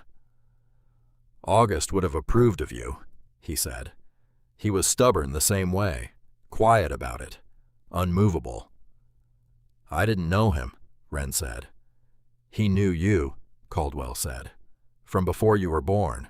At 15 seconds, the machines began winding down. Not the distribution system that continued its hum unchanged, carrying water through the valley network below, but the control infrastructure began shutting itself away. The gauges went still. The indicator lights ran down the row one by one, going from their various states to a uniform amber, and then going dark. The transmission bar reached 100%. Transmission complete. 23,847 records delivered. Recipients confirmed. Then keeper interface disabled. System autonomous. The amber lights went out. The screen went dark. The room was not silent. The machine still breathed. The pipe still moved water. But the instrumentation was gone. The gauges still. The levers inert. The console a piece of furniture, now not a tool. The mountain had taken its control mechanism back into itself and sealed it there for good. Wren stood in the dark machine room with the lantern throwing shadows on the stone walls. Ruth stood beside her. Somewhere far below under the valley floor, water was moving through channels. It had been denied for 847 days. She looked at Caldwell. He looked at the dark console for a long time, then turned toward the hallway. Dale Doyle is going to want to come up here, he said. When I walk down that trail alone. You'll tell him there's nothing left to seize, Wren said. Because there isn't. The interface is gone. The records are gone. There's nothing here to control anymore. He stopped at the entrance to the hallway. "Where did August send the records?" he asked. "You must have a sense of it." She thought about the notebooks, the entries that referenced Miriam's lawsuit, the documentation August had assembled, the journalists who had covered water rights in this region, the 2008 article about a woman who died on a highway short-piece local section, written by someone who clearly knew more than the article contained and had been stopped from saying it. She thought about the kind of person who writes that piece and then spends years afterward knowing what they know, and the kind of person who years later notices that someone else with standing and evidence might need help. "Someone who's been waiting," she said. Caldwell absorbed that. He nodded once, the nod of a man acknowledging a move in a game he has just lost and recognizing the quality of it. "For Ruth," he said very quietly. "Not to Wren, to the room. Tell her, my lawyers will make the valley whole. For the 847 days. I'll make sure of it." A pause. "Whatever happens to me, happens. But I'll do that much." Then he walked down the hallway, through the entrance room, out through the wooden door. She heard his footsteps on the trail, growing fainter, disappearing into the dark desert night. She went back to the entrance room. Ruth was already there, sitting at the table with her hands flat on the surface, the lantern between them. They sat together for a long time without speaking. The mountain settled around them with its small sounds, the wind, the tick of cooling stone, the hum from the other room quieter now, but still present the sound of water moving through a system that no longer needed anyone to tell it what to do. "He'll keep his words about the payments," Ruth said eventually. "He's a man who values a certain kind of internal consistency. He does what he says he'll do in the end. That was always the maddening thing about him." "Does it help?" Wren asked. Ruth considered the question seriously. "It helps the farmers," she said. "For me?" She paused. "For me, the thing that helps is sitting here." She looked around the entrance room. The shelves of books, the lantern, the table August had sat at for decades. "Knowing this place is real. Knowing you're real. Knowing Miriam's daughter grew up and came back." She looked at Wren. "She would have been very proud of you," Ruth said. "She would have been sitting exactly where you're sitting, and she would have made the same calls, and she would not have cried about any of it. She would have cried later, alone. But in the room, she would have been exactly as clear as you were." Wren said nothing for a moment. "I never got to meet her," she said. "No," Ruth said. "You didn't. I only have 18 years of not knowing who she was. I know. And now I have a notebook, a photograph, and a name." Ruth nodded slowly. "That's more than she had. She didn't know August for much of her childhood. He found her when she was in her 20s. Reached out through the same lawyer in Santa Fe. He had spent years looking." Ruth paused. "He found her. They had 7 years together before she filed the lawsuit.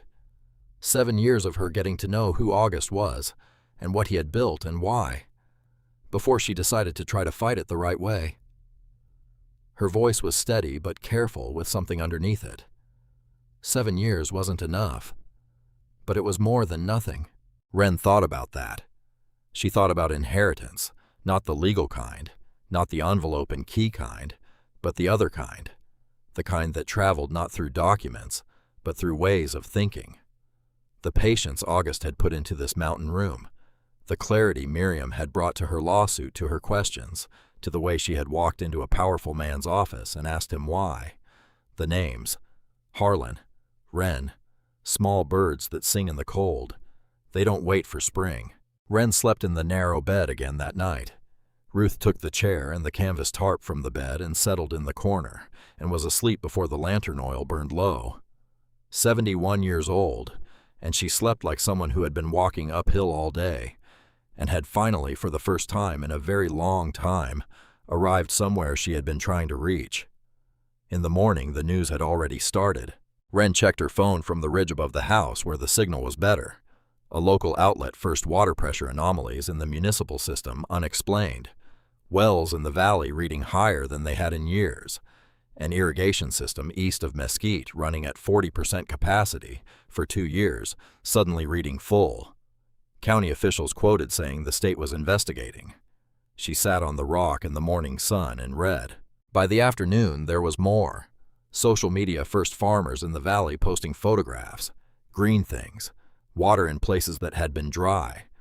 A woman's video of her well gauged the needle sitting in a place it hadn't sat in 3 years, going viral in the way things go viral when they touch something real that people have been quietly waiting for. By the following morning, the story had moved. Not a local outlet, a national one. Small but real one of the outlets that had survived by doing the kind of work most outlets had stopped funding. The headline read, New Mexico Senator Frank Caldwell faces federal investigation over Valley water diversion scheme. The article was specific, precise, the kind of specificity that only comes from having 23,847 individual records delivered simultaneously to multiple recipients. It cited documents, dates, extraction measurements cross-referenced against authorized permits, years of data going back to 1969.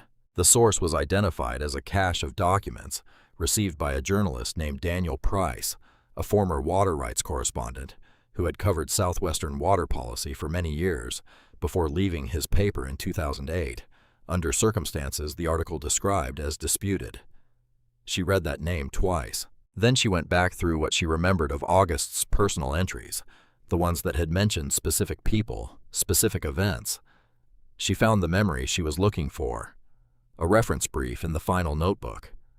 August had written about an article published in January 2008, a short piece about a young woman killed on a highway. He had written that the journalist who wrote it clearly knew more than the article contained, that he had been stopped, that he had left the paper shortly after. A man who knows what he knows and cannot say, it is a man who will spend years waiting for the chance to say it properly. August had written, I have built this for exactly that kind of patience. He had encoded Daniel Price's address into the drive, given him not just 23,000 records, but coordinates. Come and see. Come and see what I built. Come and see what it was for. Tell the story. She put the phone in her pocket and sat with the sun on her face and looked at the valley below. It was beautiful. She had not had the attention to spare for that before. Now she did. The way the light came over the eastern ridge and spread down the slope, catching the tops of the scrub and the pale rock faces. The way the distance reduced everything to shape and color farms and roads, and small clusters of buildings becoming simple geometric forms in the landscape. Green forms now. Recovering forms. She thought about Caldwell on the concrete floor. She thought about his voice when he said that August would have approved of her. She thought about the complicated grief of watching something you built over a lifetime come down, even when the coming down was just. She did not feel sorry for him. She was not built for that right now, and possibly would not be for a long time. But she could hold the complexity of it. A man who had done sustained harm to a valley of people who had contributed to her mother's death, who had used the power of public office for private enrichment across decades, and who had still, in those final minutes on the concrete floor, managed to be recognizably human, tired and old, and at the end of a very long thing. That was the world.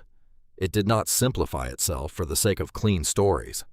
She picked up the newspaper she had bought in Mesquite the day before, still folded in her jacket pocket. Front page Valley water pressure recovery, cause unknown. Officials say, a farmer quoted inside, his well running full for the first time in 2 years, planning to plant a second season for the first time in 3. The reporter described his voice as emotional. She folded the paper back up. She took the photograph from the Miriam folder in her backpack and looked at it in the morning sun. Miriam on the hospital bed, Ruth beside her, both of them looking down at the baby in the blanket, the baby who would grow up to be told she was unknown and abandoned, and who would carry those words inside her chest for 18 years, until a different set of words arrived in a yellowed envelope and sent her into the desert with a key and a map and a single sentence. She thought about what it meant to be named by someone who was not there anymore to explain the choice.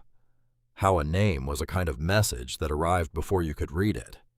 How the woman who had written that name on a birth certificate at 26 had known probably what she was sending her daughter into. A world that contained Frank Caldwell and Marcus Doyle and Edwin Holt, and all the systems those men represented, and had named her anyway. Wren, small birds that sing in the cold. On the 7th morning, a car came up the dirt road below the mountain. Not a sheriff's cruiser, not a dark sedan, an older model pale blue driven carefully over the rough terrain by someone accustomed to taking care of old things. Wren watched it from the ridge. When it stopped at the base of the trail and the driver's door opened, she climbed down.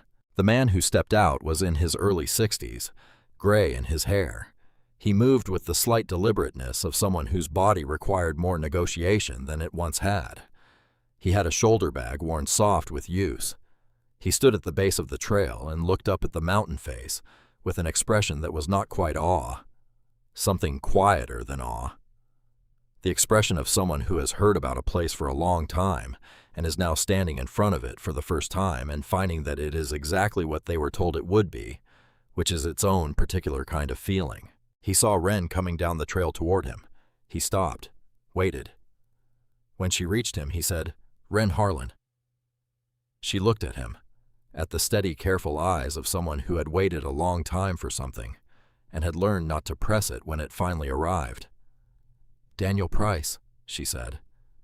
He looked at her for a moment, then looked at the mountain, at the wooden door set into the cliff face, at the name carved in stone above it. August Harlan, 1969. "I've been trying to find this place for 18 years, he said. "August sent you the coordinates," she said. "With the records." "He did." Price looked at the mountain a moment longer. "I think he wanted me to see it. Not just the evidence, the place, what he built, what it meant." Ruth came out through the door then. She had been inside making coffee on the small camp stove she had brought up 2 days ago. She stood in the doorway and looked at Price. Price looked at her.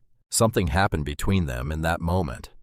The particular recognition of two people who have been working on opposite sides of the same impossible problem for a very long time without ever knowing the other existed. "The anonymous source," Price said. Not quite a question. His voice was careful, like a man handling something he knows is fragile. Ruth looked at him for a long moment. "I sent what I could when I could," she said. "For 16 years. Whatever I could document from the valley floor, water levels, yield data, correspondence I happened to see. It wasn't much. I know it wasn't enough to do anything with. It kept me here," Price said, "when I had every reason to stop looking. When every editor I pitched told me I was chasing a dead story about a dead woman on a highway that was just a bad road on a bad night." He paused. "Every time I was about to let it go, something would arrive. Something specific enough to remind me that someone in that valley knew what I knew and was still watching." Ruth nodded slowly. "That's what I could do," she said. "I couldn't stop him. I couldn't prove anything. But I could make sure someone with a pen and a press credential remembered." Price looked at her for another moment. Then he looked at Wren. "I wrote the article about your mother," he said. "January 2008. It was short. It was in the local section. It said almost nothing about what I actually knew or believed." He stopped. "It was the worst piece of journalism I've ever written, and I've written it in my head every day since." "You were stopped," Wren said. "I let myself be stopped," Price said. "There's a difference. I had an editor who had a relationship with the Water Authority Board, and I had no proof, and I had an 18-month-old daughter, and I—" He stopped again. "I let it go, and then I didn't have a job there anymore. And I spent the next 16 years in regional freelance work and accepting whatever Ruth sent me anonymously, and trying to find a way back to the story that didn't require me to have things I didn't have." "August gave you what you needed," Wren said. "August gave me everything I needed," Price said. 23,847 records, dating back to 1969. including the internal correspondence from the State Water Authority showing that the extraction permits for the Caldwell operation were signed by Caldwell himself in his capacity as director, including the pressure data showing extraction levels over 3 times the authorized limits, including, he paused, including documentation of meetings between Caldwell and the presiding judge in your mother's case, 4 months before the case was dismissed. His voice was steady, very careful. Your mother didn't lose because she lacked evidence. She lost because the man she was suing had already arranged the outcome. The valley was spread below them, visible through the gaps in the ridge, green in a way it hadn't been in years. Wren looked at it for a long time. Will it be enough, she asked, for the investigation? It will be enough for a federal investigation, Price said. The FBI field office in Albuquerque has had its own open file on water rights violations in this region for 6 years. They've been waiting for documentation with this level of specificity. The judge in Albuquerque who received the transmission is someone who has been building toward this case from the bench for 4 years. She can't initiate. She can only respond to what comes before her. Now she has something to respond to. He looked at Wren. And the State Highway Patrol reopened the investigation into your mother's accident this morning, based on documentation in the transmission. He paused. I can't promise you what that will find. I can tell you that the first investigators who reviewed the original case report in 2008 flagged several anomalies and were told the case was closed. Those investigators are still in the state, and they've been contacted. Wren received all of this without speaking. She stood very still and let it settle. It was not triumphant what she felt. She was too tired for triumph and too full of things that were not triumph. She felt instead the specific quiet of something that had been sustained for a very long time, a tension held across 18 years, across generations, across the stone walls of a mountain room, finally being released. Not clean, not simple, but real. Ruth came down from the doorway and stood beside Wren. She looked at the valley below, at the farms and the roads and the small buildings and the green that was returning slowly to the land that had always been there, waiting for it. My mother's well is going to be full by the end of the month, Ruth said. Not to anyone in particular, just to the air. It was dry for so long that I stopped thinking about what it was like when it wasn't. She turned to look at the door, at August's name carved into the stone. He was a quiet man, she said. August. He didn't have much to say about most things, but he was very clear about one thing, which was that water belongs to the people who live near it, not to the people who can afford to build a better pump. She paused. He used to say that the desert teaches you what matters, because out here what matters is just obvious. Water, shade, staying together long enough to survive the hot part of the day. She looked at Wren. You should know who he was, Ruth said. Beyond the notebooks. I knew him for 20 years before he found your mother. He was stubborn and precise, and he talked about hydrology the way other people talk about music, like it was a living thing with its own logic and its own beauty, and you had to listen to it correctly before you could work with it. She paused. He asked me when he was very old if I thought the drive would work, if the technology would survive, if the transmission would go through after all those years. She looked at the mountain. I told him I didn't know. I told him I thought the thing that would really decide it wasn't the technology. It was whether the person who came would be the right person. Wren looked at her. He said he already knew she would be, Ruth said quietly. He said he had known since the night she was born. He had held her in the parking lot of the county hospital in the cold January air before putting her in the car to take her to Santa Fe. And she had looked at him brand new, barely an hour old, half asleep in the hospital blanket. And she had looked at him with these very calm, very clear eyes. And he had thought, this one is going to be all right. The desert air was warm around them. The sky above the ridge was the particular blue of mid-morning, deep and without clouds. The hawk, or a hawk, a different one. The same patience in the wings was circling far above. Not hunting, just being. Price was quiet watching them. He had his notebook out, but he wasn't writing in it. He was just there. A witness, which was Wren supposed what good journalists were when they were doing their jobs right. "I should go inside," Wren said. "There's more in the notebooks than I've finished." "I know," Ruth said. "There's a lot." "I want to know all of it," Wren said. "About August, about Miriam, about what she was like before the lawsuit, before Caldwell, what she was like when she was happy." She paused. If she was happy. Ruth smiled. A small, careful smile that held something it had been holding for a long time. "She was very happy," Ruth said. "Not always, not easily, but when she was very thoroughly happy." She laughed loudly. August used to pretend to be embarrassed by it. He wasn't. Ruth looked at the valley. She loved this place. She came here first when August brought her, and she walked out there to the ridge, right where you were standing this morning, and she looked at the valley, and she said, "So this is what he was protecting." Like she finally understood something. Ruth's voice was quiet. She did understand it. She understood it so completely that she tried to protect it herself, and she knew what that might cost. She stopped. She knew, and she did it anyway. Wren looked at the mountain door, at the name carved in stone, at the wooden door that August had set into the cliff face in 1969, and that had waited through all the decades that followed until someone with the right key came up the trail. She thought of the photograph. Miriam on the hospital bed, exhausted and smiling. Ruth's hand on her shoulder.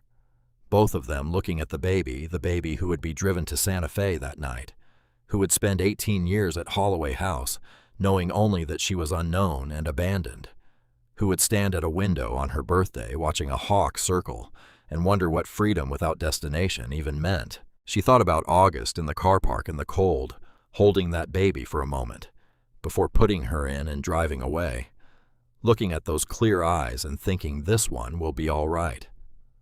She thought about Miriam writing in the last pages of her diary 3 days before she died, not asking questions, not despairing, writing the name she had chosen and why she had chosen it.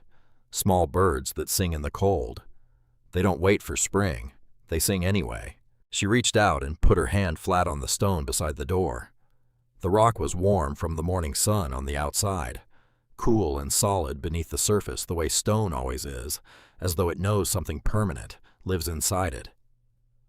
"Come in," she said to Price. "Both of you." She pushed the door open and walked inside. The entrance room welcomed them with its particular quality of stored stillness, the coolness, the smell of stone and old paper, and the faint mineral hint of water very far below. The shelves of books, the lantern on its hook, the table where August had sat for decades reading his measurements, writing his notebooks, thinking about water and patience and the difference between owning something and tending it. Ruth went to the lantern and lit it. The flame caught immediately steady and warm in the dim room. Price stood in the doorway for a moment looking at the books. He reached out and touched one spine gently, then let his hand drop. "He built all of this," Price said, quiet, almost to himself. "He built all of it," Wren said, "and he left it to me, not because I was the only option."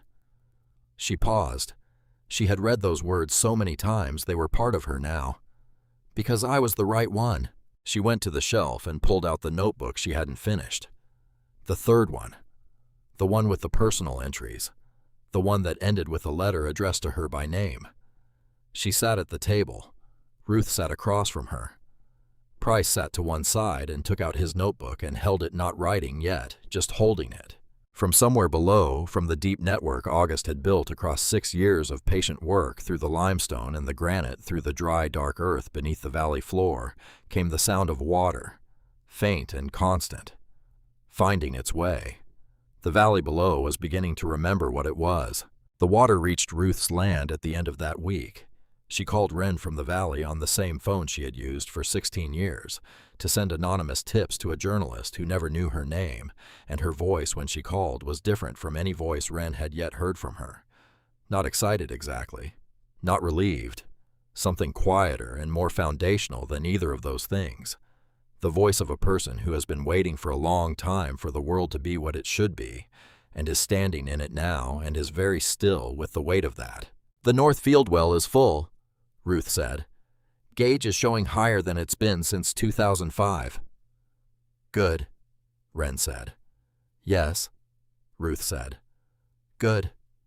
A pause on the line. "I'm going to plant winter rye," Ruth said. "I haven't done a second planting in 4 years." "I know. I thought you should know." She hung up. Wren sat at the table in the entrance room with the phone in her hand and the notebooks stacked beside her and August's lantern burning quietly above. She had been reading for days. The notebooks, all 3, cover to cover and back again. The Miriam folder, the legal documents, the birth certificate. She had cried once on the second night sitting in the machine room with the dark console in front of her and the mountain hum around her and the birth certificate in her hands. She had cried the way you cry when something that has been named wrong for a long time finally gets its right name. Not grief exactly, not relief exactly. Something that had no single word for it and probably didn't need one. Then she had folded the birth certificate carefully and put it back in the folder. Wren Harlan. The name in the box. Her name. Not the one she had grown up with. Not the one that fit into the Holloway house system and the transition resources packet and the county employment office contact information. The other one. The one a woman had chosen in a hospital room in November, looking at a baby she was going to have to send away before morning. She had been carrying both names for 18 years without knowing it. She thought she might keep both. Crane had been the name she had lived in, had grown inside, had learned to be a person inside. You didn't discard that. She would carry it the way you carry the names of places you have lived for a long time, even after you leave. But Harlan had a weight to it. The specific weight of something that had been yours before you knew it. That had been waiting. The investigation into Frank Caldwell moved quickly, the way things move when the right documents reach the right people who have been waiting for them. The federal inquiry was announced 12 days after the transmission. The State Highway Patrol's reopened investigation into Miriam's death was announced 2 days after that. Caldwell's office issued a statement that said in the careful language of political communications, very little. Price published a long piece, the piece he had been building toward for 18 years, that ran in a national outlet and was shared widely enough that it found people who had grown up in the valley and moved away and didn't know. Hadn't known, hadn't understood why the land their parents had left them had dried out so completely over the last 3 years. He thanked in the acknowledgments of the piece an anonymous source who had been providing information for 16 years, without whom he would not have stayed on the story. Ruth read it from her kitchen table in the valley on a morning in October, with the first real autumn light coming through her window, and the sound of water in the pipes of a house that had been too quiet in that particular way for too long. She read the acknowledgment twice, then folded the paper and set it on the table and drank her coffee. She didn't tell anyone what she was feeling. She didn't need to. On the last morning of October, Wren walked up to the ridge above the mountain house and sat on the rock where she had been sitting the morning she watched the valley start to come back. The air was cooler now. The sky was the particular clear blue of high desert autumn, infinite, and without apology. Below her, the valley was green in a way it would not have been 3 months ago. Farms running, wells full, people going about the work of land that has water again, which is different from the work of land that doesn't. It's faster and there's more of it, and it feels different from the inside, even when it looks similar from the outside. She thought about August. She had read everything he wrote now, every notebook, every label, every careful notation on every diagram. She had walked every section of the machine room and the records room and the passageway between them. She had read his operational notes and his personal entries and the final pages addressed to her. She felt she knew him the way you know someone you have never met, but who has left enough of themselves in the things they built and the words they wrote that the knowing is real, even if the meeting never happened. She thought about Miriam. She had Ruth for that. Ruth, who had known her for 7 years, And who could describe the way she laughed and the way she read a legal brief and the way she stood at the ridge above the valley and looked out at what August had built and understood immediately what it was and what it was worth protecting? She thought about Ruth, who was 71 years old and had planted winter rye yesterday and who was making coffee in the valley right now without knowing that Wren was thinking about her. She thought about what she was going to do next. She had the title to this property, which was legally hers. She had the notebooks, which were more valuable than any title. She had a name she had been carrying for 18 years without knowing it. She had $28 minus the food she had bought in Mesquite, which left her with considerably less than that. She had possibly the beginning of a life she had not yet figured out the shape of. She was 18 years old. She had done the hardest thing she had ever done, and it had not taken extraordinary resources or connections or power. It had taken a key, a map, the willingness to walk into a desert and open a door and sit down on a concrete floor and read for a very long time, and attention. August had known that about her apparently before she was old enough to demonstrate it. But she had demonstrated it anyway every time there was something worth paying attention to. Every detail, every texture. The way Holt's no had texture. The way Caldwell's face changed when he saw Ruth. The way the machine spoke in hum and vibration, in ways that were not language, but were still communication if you were quiet enough to receive them. She stood up from this rock and stretched and looked out at the valley below, at the farms, at the road winding between them, at the pale thread of the dry creek bed catching the morning light. She walked back down to the house. The door opened easily, the way it had since the first day, smoothly, like it had been waiting to be used and was glad to be. She stepped inside, took the lantern from its hook, lit it on the first try this time. The entrance room was the same as it had been every morning. The shelves, the table, the notebooks stacked where she had left them. August's name carved in stone outside the door. She sat down at the table and opened the third notebook to the last page. If Wren finds this, then my prayers were answered, and she is safe. She had read that sentence many times. It still arrived differently each time, as though it had more layers than one reading could hold, and had to be encountered again to give up the next one. She was never abandoned. She was hidden. There is a difference. There was a difference. She had been learning that difference for 8 days now, and she suspected she would be learning it for the rest of her life. The way the same set of facts could mean completely different things depending on what you knew about why they happened. The way the word abandoned had sat in her chest for 18 years, as something cold and factual, like a medical diagnosis, like a fixed and permanent truth about her value to the people who had made her, and the way the word hidden replaced it not by denying the facts, but by changing what the facts meant. She had not been left because she wasn't worth keeping. She had been hidden because she was worth protecting. The difference was everything. She looked at the lantern flame, steady and warm in the cool stone room, the mountain around her holding its hum, holding its water, holding everything August had put inside it for safekeeping. She reached for the pencil in the cup on the shelf, the stub of pencil with the worn flat eraser. She opened the third notebook to the page after the last entry, the blank page that had been waiting for whoever came next. She wrote one line. Wren Harlan was here. October. She found everything. She set the pencil down. Outside, the valley was green and the water was running, and a woman in her 70s was working in a field that had been waiting for rain, and somewhere above the ridge, if you looked for it at the right angle, in the right light, a hawk was circling on the thermals rising from the warm desert floor. Patient, unhurried, exactly where it was supposed to be.